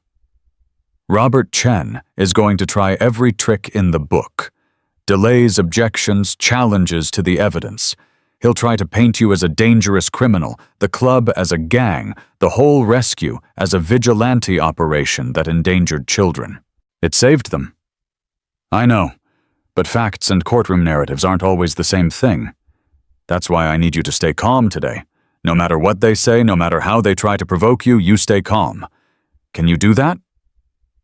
Marcus thought about Robert Chen's smug face, about the men who had targeted Lily, who had sold children who thought their money made them untouchable. "I can do it. For her." "Good." Rachel crouched down to Lily's level. "And you must be the famous Lily I've heard so much about." Lily nodded shyly. "I hear you're very brave, that you walked into a Hell's Angels clubhouse all by yourself to ask for help." "I was scared. Being scared is okay. Doing the right thing when you're scared is what makes you brave. Rachel smiled gently.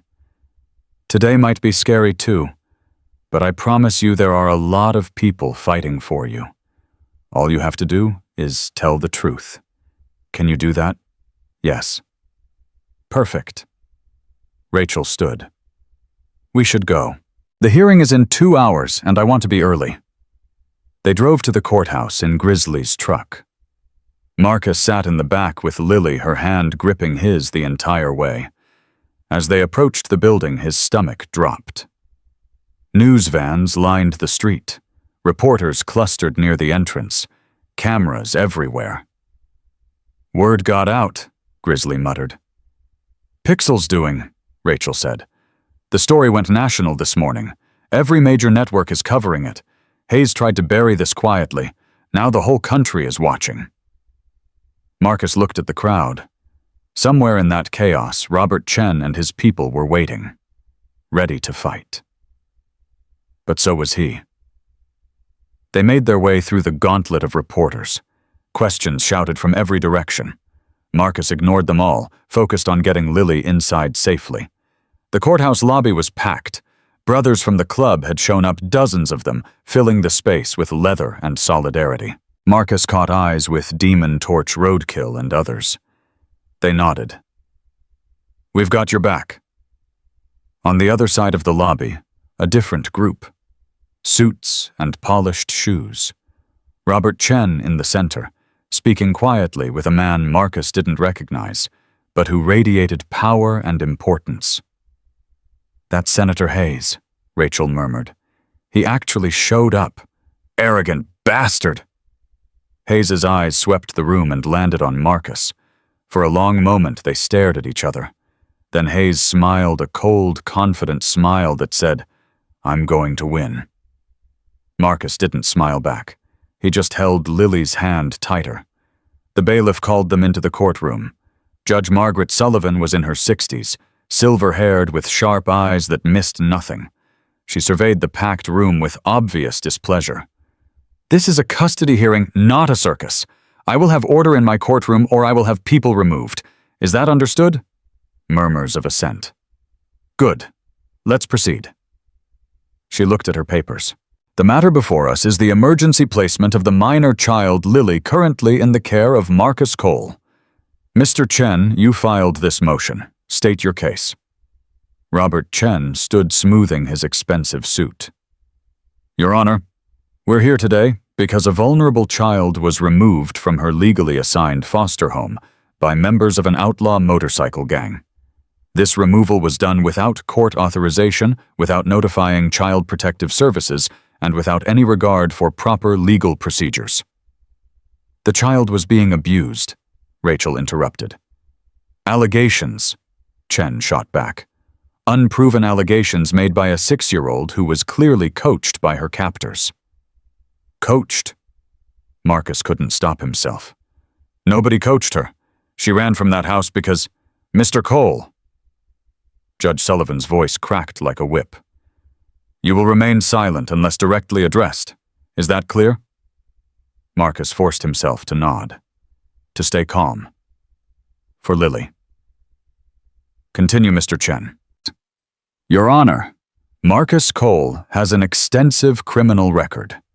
Assault weapons charges association with known criminal organizations. He is entirely unsuitable to care for a child. We request that Lily be placed in protective custody immediately pending a full investigation. Rachel stood. Your Honor, may I respond? Go ahead, Ms. Torres. Mr. Chen conveniently omits several facts. First, Lily wasn't just in foster care. She was placed with Gerald Morrison, a man who has now been arrested on 47 counts of child abuse spanning a decade. A man who kept detailed records of his crimes records that have been submitted to this court under seal. A murmur ran through the room.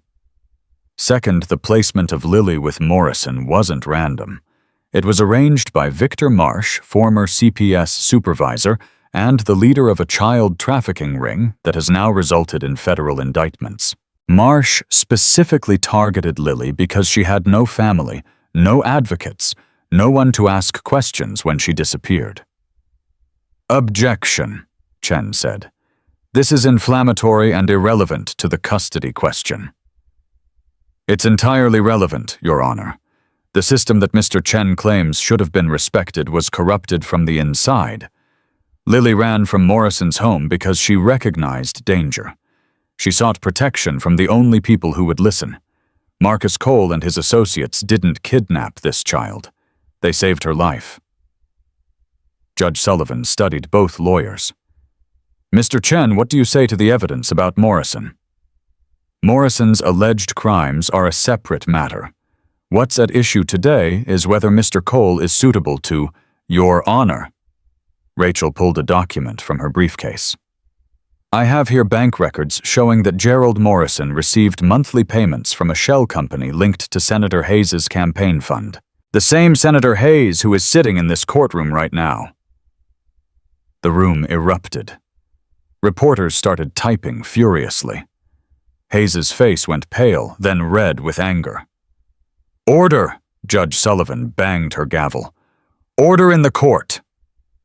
Chen looked like he'd been slapped. He glanced back at Hayes, whose composure had cracked for the first time. "Your Honor," Chen said, scrambling, "these allegations against Senator Hayes are completely—" "Save it, Mr. Chen." Judge Sullivan's voice had gone cold. "I've seen the FBI's preliminary report. I know exactly who is involved in this network and how deep it goes. Did you think I wouldn't do my homework before this hearing?" Chen opened his mouth, closed it. For the first time, he had nothing to say. "Let me make something clear." Sullivan leaned forward. "This court exists to protect children. Not politicians, not lawyers, not people who think their money puts them above the law. Children." She looked directly at Hayes.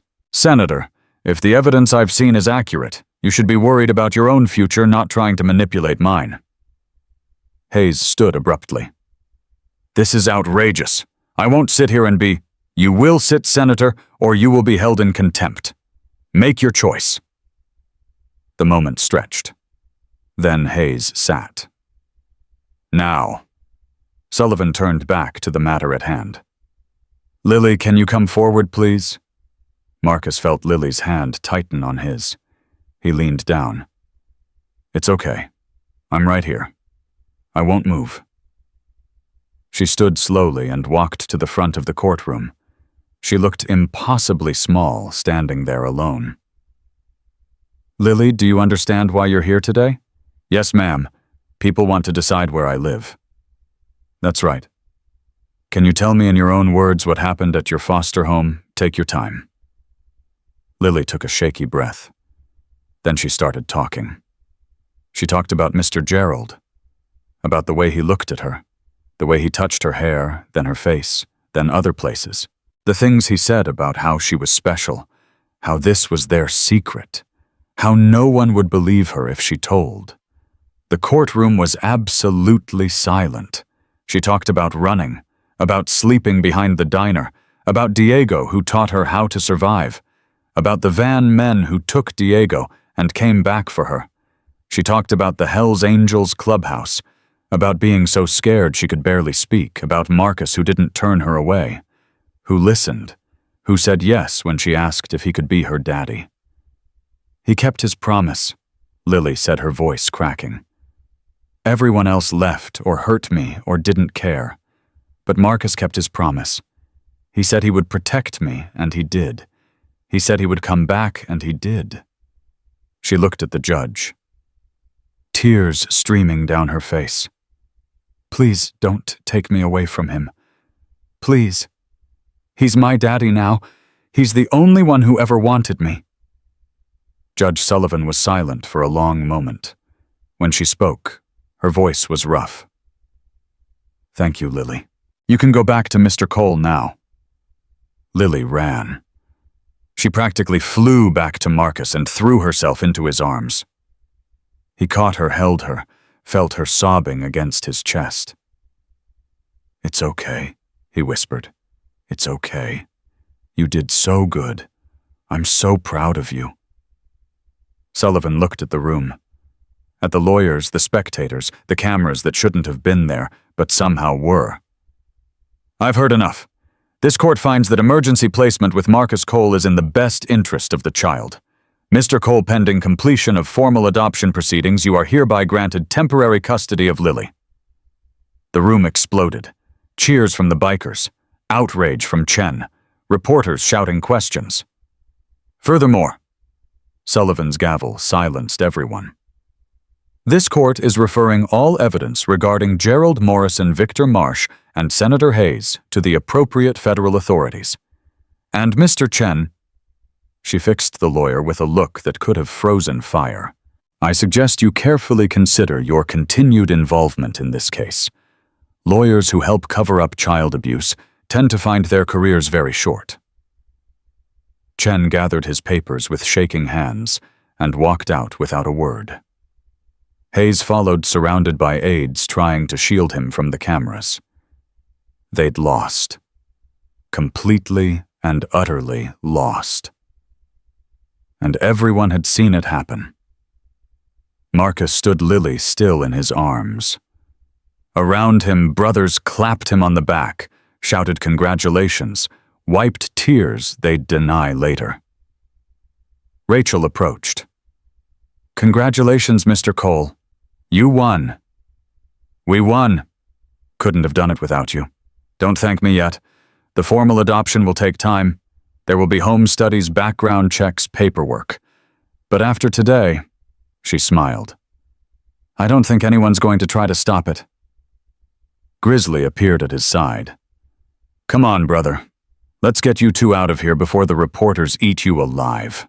They made their way out of the courthouse, surrounded by a wall of leather-clad brothers. Reporters shouted questions. Cameras flashed. Marcus ignored all of it. He had his daughter. That was all that mattered. Outside, the sun had broken through the clouds. Marcus stopped and looked up at the sky, feeling warmth on his face for the first time in what felt like forever.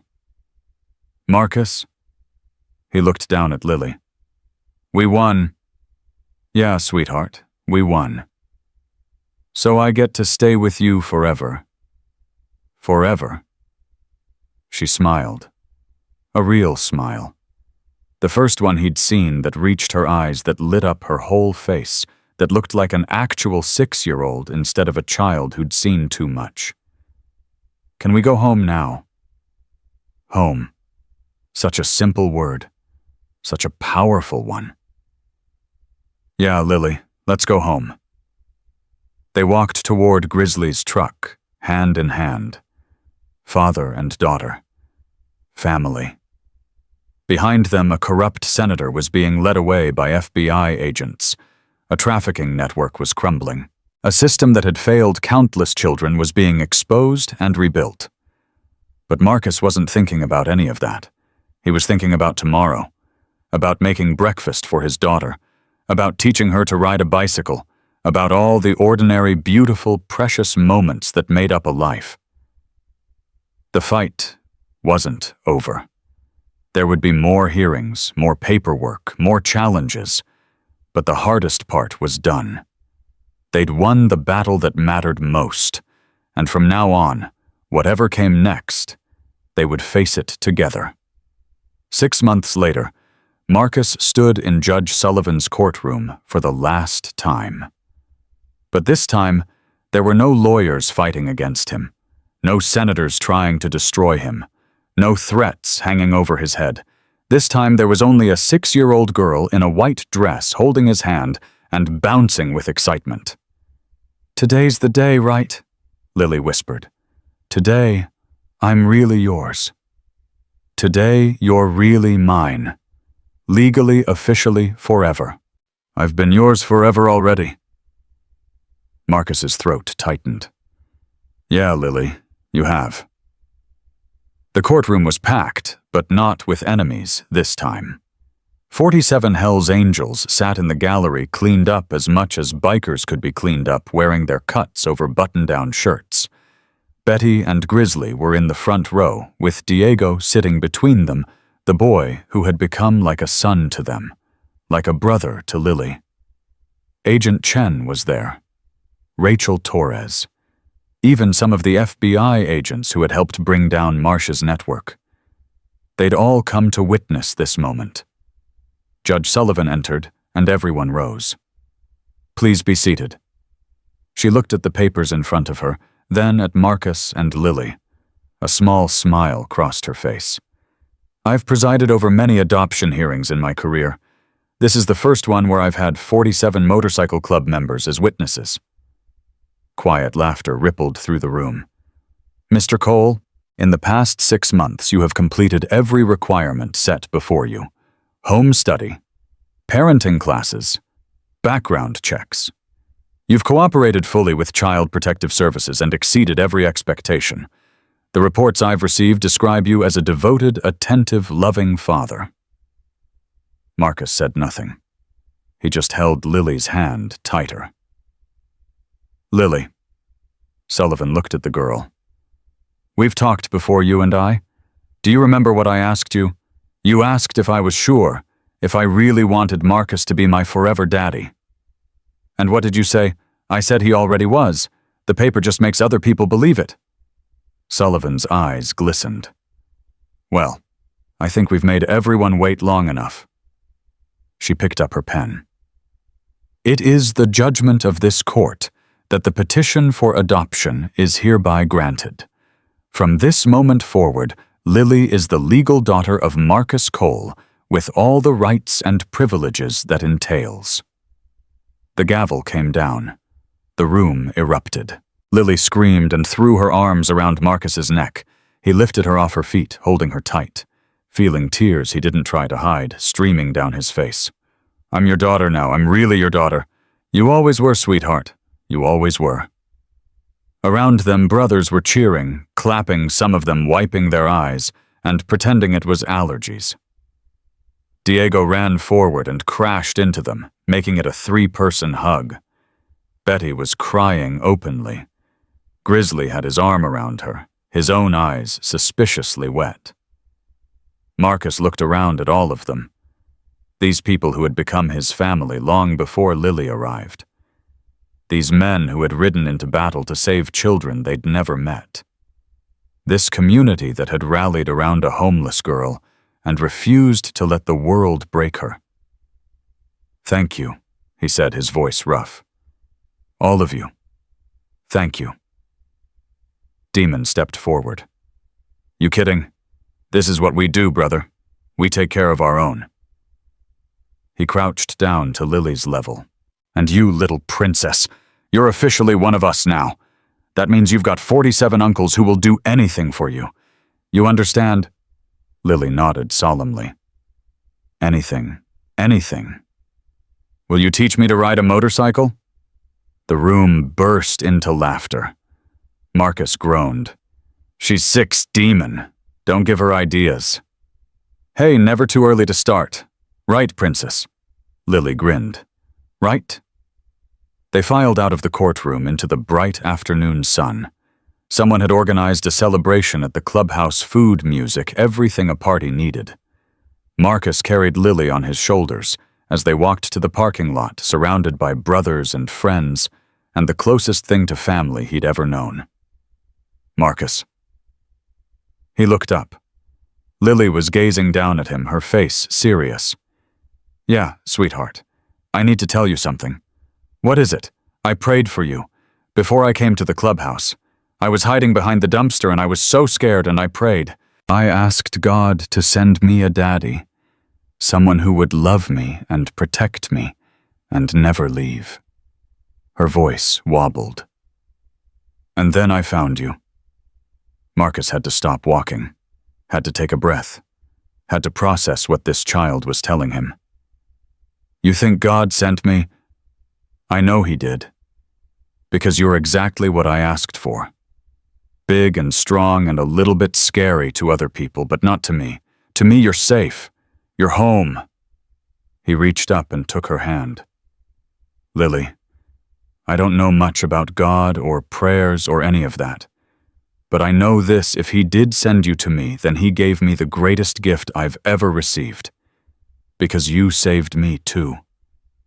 You know that I was alone and empty and didn't even know it. You filled me up. We saved each other. Yeah, we saved each other. She leaned down and kissed the top of his head. I love you, Daddy. I love you too, Princess. Forever. The party at the clubhouse lasted until well after dark. Music played. Stories were told. Brothers who had been part of the warehouse raid shared their memories with newcomers, the legend growing with each telling. Lily danced with Diego, the two of them spinning around the floor while the adults watched and laughed. They'd both come so far. Two broken children who had found family in the most unlikely place. Diego was thriving with Grizzly and Betty. He'd started school-made friends, begun the long process of learning to be a kid instead of a survivor. His testimony had been crucial in the trials that followed the raid. 23 convictions so far, with more to come. And Senator Hayes. His career was over. Federal charges for conspiracy, money laundering, obstruction of justice.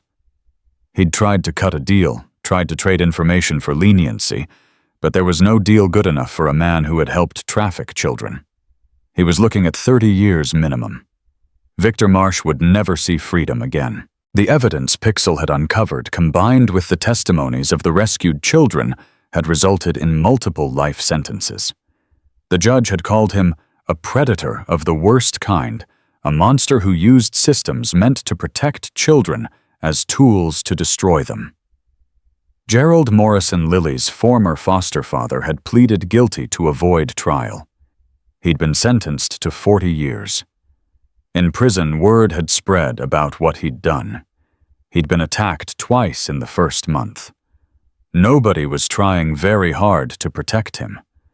The system itself was changing. New oversight protocols, better vetting for foster parents, a task force specifically dedicated to protecting vulnerable children. The Cedar Falls case had become a catalyst for reform across the state. But tonight wasn't about any of that. Tonight was about celebration, about family, about joy. Marcus sat in a corner booth watching Lily dance, a beer in his hand, and a feeling in his chest he was only beginning to recognize as peace. Room for one more. He looked up. Agent Chen stood there, 2 beers in her hands. Sure. She slid into the booth across from him. Hell of a party. Hell of a year. That too. She took a sip of her beer. I wanted to tell you something. Officially.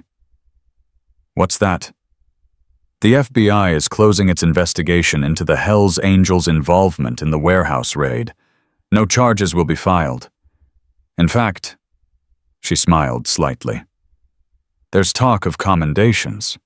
The director himself called what you did an extraordinary act of citizen bravery. Marcus laughed. The FBI giving commendations to a motorcycle club. That's a first. Times change. People change. She nodded toward Lily. She changed you. She did. For what it's worth, I've seen a lot of cases. A lot of kids who got chewed up by the system and spit out broken. What you did, not just the rescue, but everything after, that's rare. That's special. I just did what anyone would do. No, you did what very few people actually do. You saw a child in need and you didn't look away. You didn't make excuses. You didn't wait for someone else to handle it. You stepped up. Chen's voice softened. That little girl is alive and thriving because of you. Don't minimize that. Marcus was quiet for a moment. Then he said, She asked me to be her father. First time we met. She was dirty and scared and barely able to speak, and she asked a complete stranger to be her father. He shook his head. How could I say no to that? Most people would have. Most people did her whole life. Then most people are idiots. Chen laughed. Can't argue with that. She raised her beer. To Lily, and to the family she found. To Lily. They clinked bottles. The party wound down around midnight. Brothers headed home or crashed in the back rooms. Betty took Diego, who had fallen asleep on a pile of jackets. Grizzly clapped Marcus on the shoulder and said, "Proud of you, brother. Prouder than I've ever been." Finally, it was just Marcus and Lily walking to his truck in the quiet parking lot. She was half asleep, her head on his shoulder. Hope, the sock doll, clutched in her hand, as always. "Did you have fun tonight?" he asked. "Best night ever." Her voice was drowsy. "Everyone was so happy. They were happy for you." "For us." "Yeah, for us." He buckled her into the truck and drove home through empty streets. Cedar Falls was quiet at this hour. Peaceful. A town that had faced its darkness and come out stronger. At the cabin, he carried Lily to her room. It wasn't the spare room anymore. It was her room decorated with drawings she'd made, photos of her new family, the small treasures she'd collected over the past 6 months. He tucked her in, pulled the covers up to her chin. "Daddy, yeah. Will you tell me a story? It's late, sweetheart. You should sleep. Please, just a short one." He smiled. "Okay, just a short one." He sat on the edge of her bed, thinking. Then he began. "Once upon a time, there was a man who thought he didn't need anyone. He lived alone, worked alone, didn't let anyone get close. He thought that was strength. He thought that was freedom. Was he lonely? He didn't know he was. That's the thing about loneliness. Sometimes you're so used to it, you don't even recognize it anymore. What happened to him?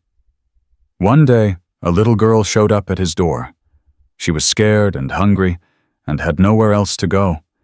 She asked him for something he didn't think he could give. What did she ask for? A family, a home, someone to love her." Lily smiled sleepily. "And did he?" He tried to say no. He tried to tell himself he wasn't the right person, that she deserved better. But she looked at him with these big, brave eyes, and she said, "Please." And something inside him broke. The good kind of breaking. Yeah, Lily, the good kind. The kind where all the walls you've built come crashing down, and you realize they were keeping out the things you needed most. What happened next? He said yes. And then he had to fight. He had to fight bad people who wanted to hurt her. He had to fight a system that had failed her. He had to fight his own fears and doubts, and all the reasons he thought he wasn't good enough. Did he win? He won, because he had help, because good people stood with him, because sometimes when you fight for the right reasons, the universe fights alongside you. And then he took her home, made her breakfast every morning, taught her to ride a bicycle, helped her with homework, held her when she had nightmares. Showed up for every school play, every soccer game, every moment that mattered. Did he still feel lonely? Never again, because she filled up all the empty spaces. She taught him that love wasn't weakness. It was the strongest thing in the world. She taught him that family isn't about blood, it's about choice. She taught him that the things worth having are the things worth fighting for. Lily's eyes were closing. I like that story. It's a true story. I know. She reached out and took his hand. I'm glad you said yes. Me too, sweetheart. Me too. He sat with her until her breathing slowed, until her grip on his hand loosened, until she was fully asleep. Then he leaned down and kissed her forehead. Good night, princess. He stood and walked to the door, paused, looked back at her one more time. 6 months ago, he'd been a man with nothing. No family, no purpose, no reason to believe tomorrow would be any different from yesterday. Now, he had everything. He closed the door softly and walked to his own room. But he didn't sleep right away. He sat by the window looking out at the darkness, thinking about all the roads that had led him here. The club, the years of running from commitment, the anger that had nearly consumed him, the emptiness he'd tried to fill with adrenaline and brotherhood and anything that kept him from feeling too much. And then Lily, a tiny, terrified girl who had walked into his life and refused to leave. She hadn't just asked him to be her father. She'd shown him who he was capable of becoming. She'd looked at him, this scarred, hardened, broken man, and seen something worth loving. That was her gift. That was her miracle. Not the rescue. Not the courtroom victory. Not even the adoption. The miracle was that she'd believed in him, and in believing she'd made him believe in himself. The next morning, Marcus woke to the smell of burning toast. He jumped out of bed and ran to the kitchen. Lily stood on a chair waving a dish towel at the smoking toaster. "I was trying to make you breakfast." He grabbed the towel from her and got the situation under control. Then he looked at her flour on her face, determination in her eyes, a complete disaster surrounding her, and he burst out laughing. "What's so funny? Nothing, everything." He lifted her off the chair and spun her around. "You're a disaster, you know that. I wanted to surprise you. You definitely did. Are you mad? Not even a little bit." He set her down and surveyed the damage. "Tell you what, we'll make breakfast together. I'll teach you how to use the toaster without burning the house down. Can I crack the eggs? You can crack the eggs. Can I flip the pancakes?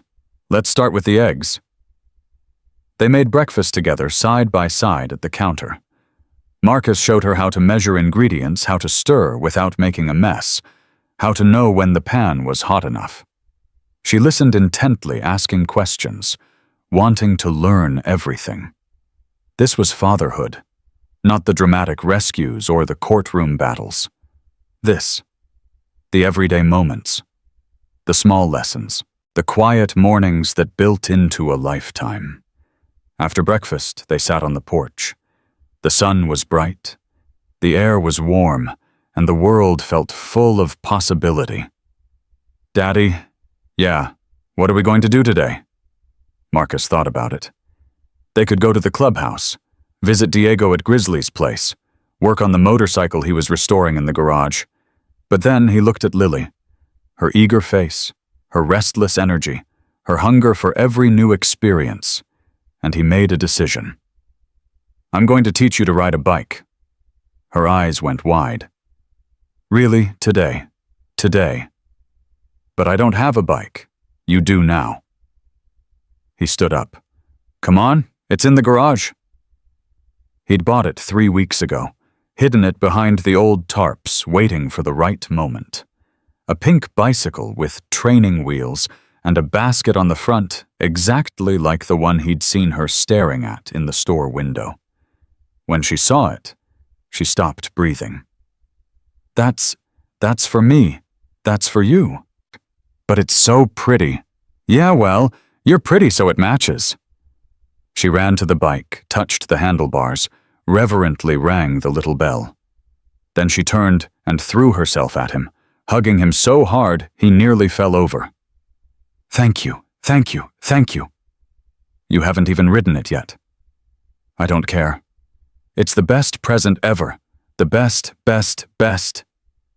They spent the whole morning in the driveway. Marcus running alongside her, holding the seat, teaching her to balance. She fell 3 times, got up 4. By noon, she was riding in wobbly circles, screaming with joy. "Look at me. Look, Daddy, I'm doing it. I see you keep going. You've got it." And she did. She rode that bike up and down the driveway until her legs gave out. Then she collapsed on the grass, grinning from ear to ear. That was amazing. You're a natural. Can we do it again tomorrow? We can do it every day forever, every day forever. She reached up and took his hand. This is what having a family feels like, isn't it? Yeah, Lily. This is exactly what it feels like. They lay there on the grass, hand in hand, watching clouds drift across the sky. Two people who had found each other against all odds. Two people who had chosen to be family. Daddy, yeah, I'm glad I was brave enough to ask. Me too, sweetheart. Me too. Years later, people would ask Marcus about that day at the clubhouse. About the moment a 6-year-old girl walked up to him and asked if he could be her father. He would tell them about the fear in her eyes and the courage in her voice. He would tell them about the choice he made, the battle he fought, the family he found. But what he would never be able to fully explain was the transformation. How a single question from a desperate child had cracked open his heart and remade him completely. How saying yes to one little girl had said yes to a whole new life. Lily grew up strong and fearless, surrounded by uncles in leather who would do anything for her. She became an advocate for foster children, a voice for the voiceless, a living testament to what happens when someone chooses to fight for a child no one else wanted. And Marcus. The man who had lived alone, worked alone, needed no one. He became a father, a grandfather, a man whose legacy wasn't built on fear or power, but on love. Because that's what happens when you don't look away, when you don't wait for someone else. When a child asks for your help and you say yes. One moment of courage, one choice to care, one family built from the ashes of broken pasts. That's the story of Marcus Cole and his daughter, Lily. A story about finding home in unexpected places. A story about the redemptive power of love. A story about 250 Hell's Angels who rode into battle for a child they'd never met, and a little girl who taught them all what it really means to be brave. Some people are born into families. Others have to find them. And sometimes the families we find are stronger than anything blood could create. Because family isn't about where you came from. It's about who shows up when you need them most.